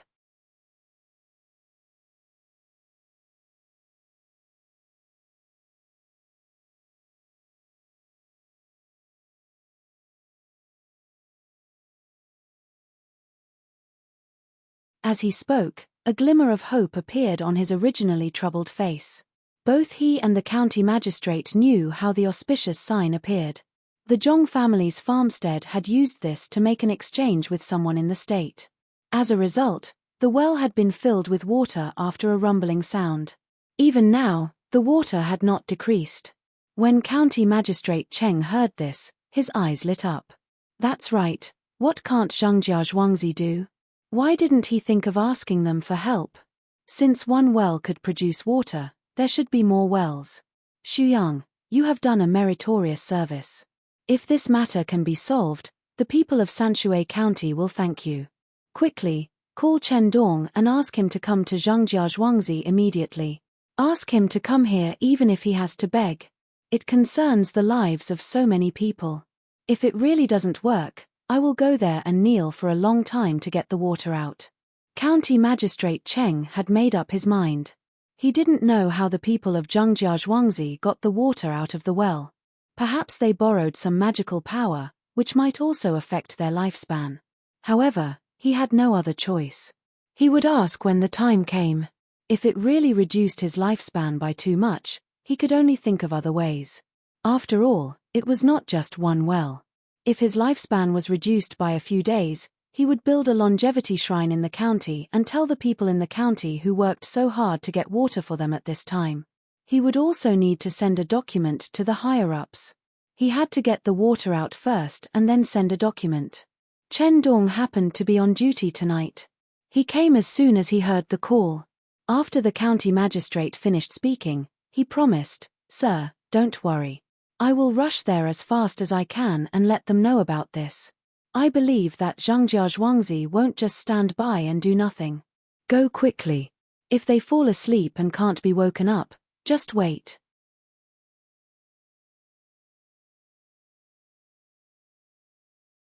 When dawn comes, the restaurant over there will open. You can go there and wait. Maybe you can eat some dishes and drink some wine. County Magistrate Cheng told Chen Dong not to delay things and then let him leave. "Come, Xuyang, let's drink together. I really didn't want to eat just now. There is food here. Some people may not even have water to drink." County Magistrate Cheng, who was temporarily relieved, regained his spirit and asked his deputy to eat and drink. Chen Dong also knew that this was a serious matter. He took 2 horses from the yamen and didn't stop at all. He changed horses all the way and arrived at Zhangjia Zhuangzi in 3 hours. Seeing that the restaurant was still brightly lit, Chen Dong licked his lips. He really wanted to go in and drink a bowl of wine. At the same time, he also knew that they wouldn't take his money. Even if he gave it to them, they wouldn't accept it. But there was something more important. He endured the thirst in his mouth and came to the courtyard of the Zhong family. He knocked on the door twice. The night watchman opened the small door and saw that the yamen runner had arrived. The county magistrate had just left at noon. Could it be that he got lost on his way back and the yamen runner couldn't wait for him and came to ask? This was not something he could handle. He ran to the back and woke up the housekeeper. Steward Zhong had just fallen asleep. Others could sleep earlier, but he couldn't. He was in charge of many things. He got up reluctantly and walked to the living room. The yamen runner, Chen Dong, was already waiting there. The tea was served and he drank 2 bowls of it. Then he told the purpose of his visit and waited for Steward Zhong's reply. At least he had to ask the expert. Steward Zhong estimated the time and said to Chen Dong, "Wait here for a moment. I'll go and ask. Whether it's successful or not, I'll come back and tell you." After that, Steward Zhong left the living room and walked to the courtyard of the little child. He knew that the little child and his wife just happened to wake up at this time to study. Otherwise, he would have to ask the yamen runner to come back tomorrow morning. When Steward Zhong arrived, Zhong Xiaobao and Wang Huan were eating. Children grew up quickly and became hungry quickly. They took time to eat something. After Steward Zhong repeated the matter, Zhong Xiaobao and Wang Huan looked at each other and reached an agreement. They said to Steward Zhong, "You go and tell the yamen runner to draw a map of the wells that need water and send it here. Don't worry about anything else. Also, tell him that there may not be so much water coming out of every well. Also, this kind of thing will shorten one's life. This is the only time." Steward Zhong took the order and left. Zhong Xiaobao and Wang Huan looked at each other again and sighed at the same time. This time, they had to do a lot of things. It had to be said that it was life-threatening. Otherwise, if the higher-ups asked them to blow up the other 2 big places and their surroundings one by one, they couldn't stand it. "Xiaobao, how about artificial rain? Recently, there are always clouds floating above, but it doesn't rain. I'll try to make some clay bombs. What do you think?" Wang Huan suggested. "Okay, when the time comes, you can blow me up. I'll have a bucket of water in each hand and pour it wherever I want. Even if you can make clay bombs and the launching tools are simple, I can't make dry ice." Zhong Xiaobao said and reached out to touch Wang Huan's forehead to see if she had a fever. "Don't touch me, I'm just saying. People need to have some hope, and work hard with that hope. I believe that you will be able to create dry ice in your lifetime, or even liquid nitrogen." Wang Huan slapped his hand away. "Dry ice? Do you believe that if you push me too hard, I will become a dry corpse tomorrow? Eat quickly, it will be cold soon. This is fungus soup, it's expensive."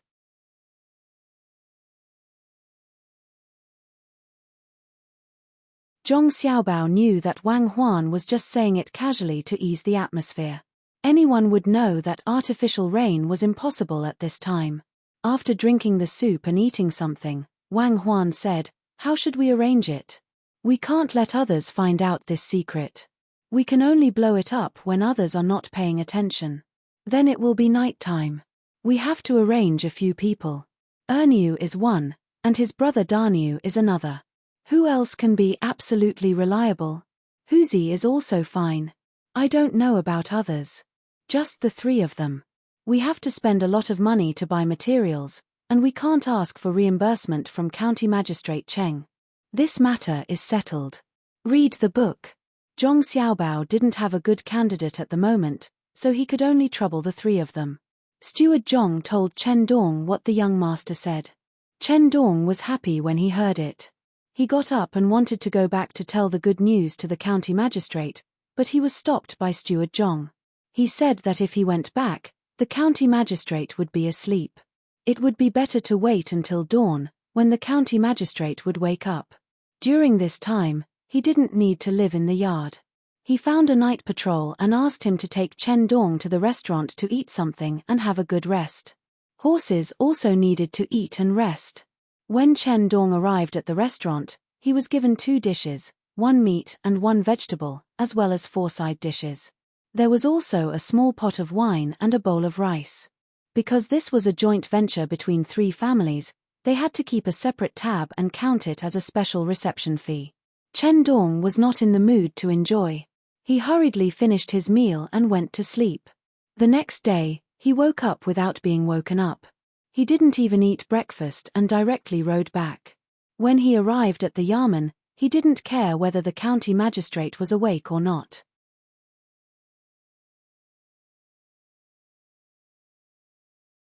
He ran inside and shouted, "Sir, it's done. It's done."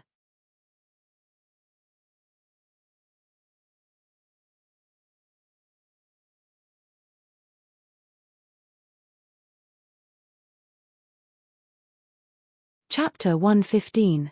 Boom. After the first thunderous boom, several more thunderous booms rang out in Linhe village of Sanshui County. At this time, it was 4 o'clock in the morning. The people in the village were awakened from their sleep, but they thought it was going to rain or thunder. They couldn't bear the sleepiness and went back to sleep. Only some old people who didn't sleep well wanted to see what the rain looked like. They put on their clothes, opened the door, and stood inside the door to look outside. The sky was still dark, and the stars were still twinkling. Apart from the coolness of the night, there was no trace of moisture. Many dogs were barking, but nothing else had changed. Why is there thunder? Why is God striking down these thunderbolts? Sigh. An old man who had already opened the door and was looking outside sighed, mumbled a few words, and turned to walk back into the house. "Old man, is it raining outside? My ears are getting old, and I can't hear anything." An old lady's voice came from the house. "No, go to sleep. I wonder what evil thing that wastrel did. God is going to strike him with lightning." As the old man spoke, he moved back to the straw mattress and squatted down with difficulty. He took off the clothes draped over his body and casually rolled them up twice before placing them where the pillow should be. He then pulled over half of the blanket and fell asleep with his back facing the old lady. In the darkness, the old lady blinked her eyes and helped the old man tuck in the blanket around his neck. She lay there with her head up and thought for a while. Then, she sighed and waited for the old man's snores to start. Then, she also fell asleep. The next morning, the children in Linhe village woke up first. They dragged their water barrels to the well to get water. Every day, the water in the wells would be the highest in the morning and the lowest in the evening. It wasn't like this in the past. Usually, the water in the well would rise as they fetched water. If they really wanted to get the water to the bottom, they would need a few adults to take turns to carry the water with willow rollers. It would take more than 2 hours for the water to reach the bottom. After a while, it would slowly rise again. They thought it was the same today. They dragged the heavy wooden buckets and rushed towards the well. Some families had 2 or 3 children. The older ones dragged the buckets, while the younger ones ran to stand at the mouth of the well. This was also considered a position for them. It was no exception now. A group of children were practically running out of the house. The older children had to look after the younger ones and make sure that they did not fall into the well. This was not like a winch. There was always a bucket hanging at the mouth of the well to block it. The well was an open well, so a rope had to be tied to it. There was a hole at the bottom, and there was a tarpaulin covering it. As long as the water fell into the well, the weight of the bucket would cause the water to wash away the tarpaulin. When the bucket was lifted up, the weight of the water would press the tarpaulin to the bottom of the bucket. Some water would leak out, but most of the water would be lifted up. This kind of well usually did not have any safety measures. Some used a wooden board, and some just left the mouth open. If someone fell in, even an adult could not save them, let alone a child. Once they were out of the house, the children would run towards whichever side of the well was closest to their house. When they were about the same distance, they would run towards whichever side had fewer children. A family had 3 children. The 2 older ones were girls, and the younger one was a boy. One of the girls ran towards the well while the other girl had to look after her younger brother.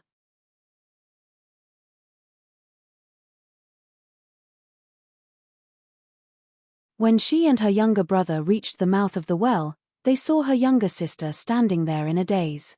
"Cower, what are you doing? Be careful not to fall into the well."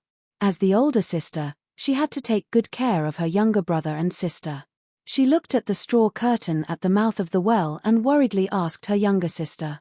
Cower came first, and the others had not arrived yet. She first looked into the well and vaguely discovered that there was more water inside than a few days ago. It was much higher than a few days ago, and there was a white light in the darkness. She was very certain. When she heard her older sister's question, she quickly said, "Older sister, there's more water. Quickly bring some up to see." As the older sister, she found that there was a different smell in the surroundings, and it was very unpleasant. Seeing that her younger sister was still standing there, she moved closer to look and felt that the water was indeed much higher. "It's true. Help me pull the rope. I'll put the willow in to see." As she spoke, the older sister used all her strength to throw the wooden bucket next to the well down. When there was a sound, she immediately pulled it up. Otherwise, when the water was full, she wouldn't be able to pull it up. When the small bucket of water was pulled up, the 3 siblings looked inside curiously. "Oldest sister, second sister, this water is too muddy." After the younger brother looked, he said to his 2 older sisters, "Let's not worry about it for now. Let's occupy the place and wait for father to come and fetch the water." The older sister had also seen the water. It was a bit muddy, but it was better than nothing. At this time, the other children arrived one after another. There were 2 boys in the family who didn't need an adult to come and could directly go and fetch the water. They were bold. Even if they had to be spanked by their parents after getting the water, they were still willing to do more for the family.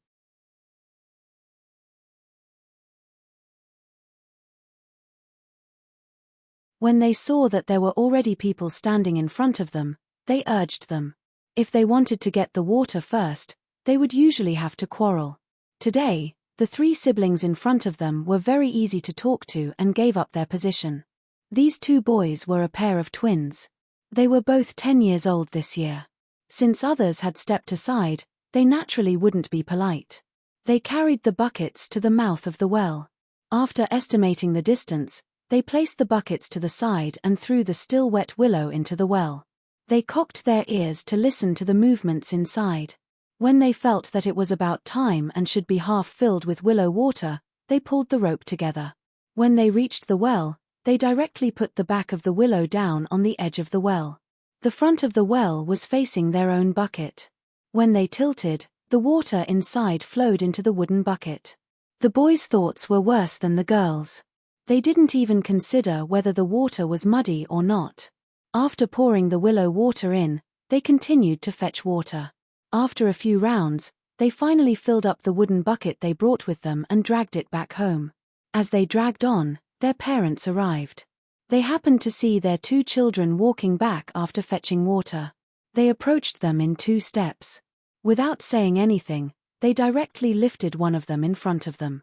They squatted down, straightened their knees, and pressed the child on top of them. They opened their palms and began to smack the child's buttocks. "What did I tell you? I asked you to occupy a spot, but you took your brother to fetch water. If you fell, how would your mother and I live? I'll beat you to death, you disobedient child." "Dad, I'm the younger brother. Today's water is higher than usual. I fetched more water first. Why are you hitting me? The child who was hit wailed. It wasn't that he was in pain. Usually, when he fought with the other children in the village, it was more painful than this. The main reason was that he was afraid of being hit by his parents since he was young. The father raised his hand and took it back. He looked at the other son. He had no choice. After so many years, as long as the two children stood together and couldn't see the birthmark on their bodies, he couldn't tell who was the elder and who was the younger one. Especially when the two children usually played together, they were the same and always wore different clothes. The other child saw his father's gaze and took 2 steps back. Dad, I'm the younger brother. Elder brother, don't hurt me. Elder brother, how can you lie through your teeth?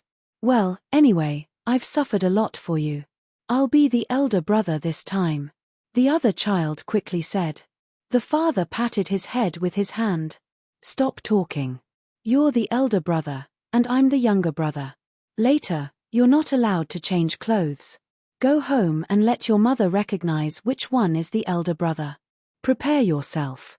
The father really had no choice. He often hit the wrong child, and when he went home, his wife would complain. The child who did something wrong would secretly laugh at the side, and the child who didn't do anything wrong could only cry and feel wronged. He was not as good as his wife. Whether it was listening to the voice or just a casual glance, no matter how the two children changed clothes, even if their faces were smeared with mud, he could still recognize them immediately. He had never missed. Dad, don't worry. Elder brother and I will never change clothes. Elder brother, this is all your fault. The two children said to their father at the same time. It was not the first time they said this. It was instinctive. The father didn't really want to hit his 2 sons. He was just worried that the 2 boys would always go out to do things by themselves.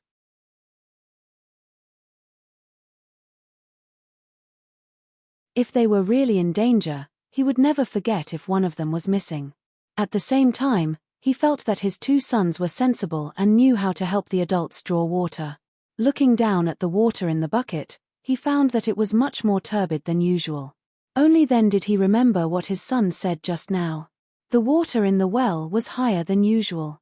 Looking at the water again, his eyes suddenly widened. Of course, he knew when such a thing would happen. It was when the well had just been dug, and the water inside would gush out with mud. The water would rise, and it would be equally turbid. A few adults would take turns to draw water out until the bottom was seen and all the mud that could enter the water was removed. Only then would clear water come out. Of course, other than this, when the earth moved, the water in the well would be very turbid. However, the chickens in the village wouldn't jump and the dogs wouldn't bark. It was impossible for the earth to move. Could it be that someone had dug another well? At this time, some adults from other families came over and also discovered this situation. Some of them were quick-witted and thought of the thunder they heard in the morning. They excitedly said, "Auspicious sign, this is auspicious sign. I heard that water came out of a well that had been dry for many years in the county town after a few thunderclaps. Our well also had thunder first, right?" After hearing what he said, the others also thought of it. All of them stopped fetching water and prepared to head to the county city to report it. Before they could leave the village, there were people saying the same thing in other places with wells. Then even a village has auspicious signs. Most of the water in the well had risen, and there were so many thunder sounds. Some smart people directly said that this was a miracle for the village. You're tuning in to the Dreamy Chapters YouTube channel. We're so grateful for your support and don't forget to subscribe to join us on this incredible journey through captivating stories. Your generosity through donations truly makes a world of difference, as it's the primary source of revenue that allows me to expand and enhance this channel for you. Thank you from the bottom of my heart for being a part of this adventure.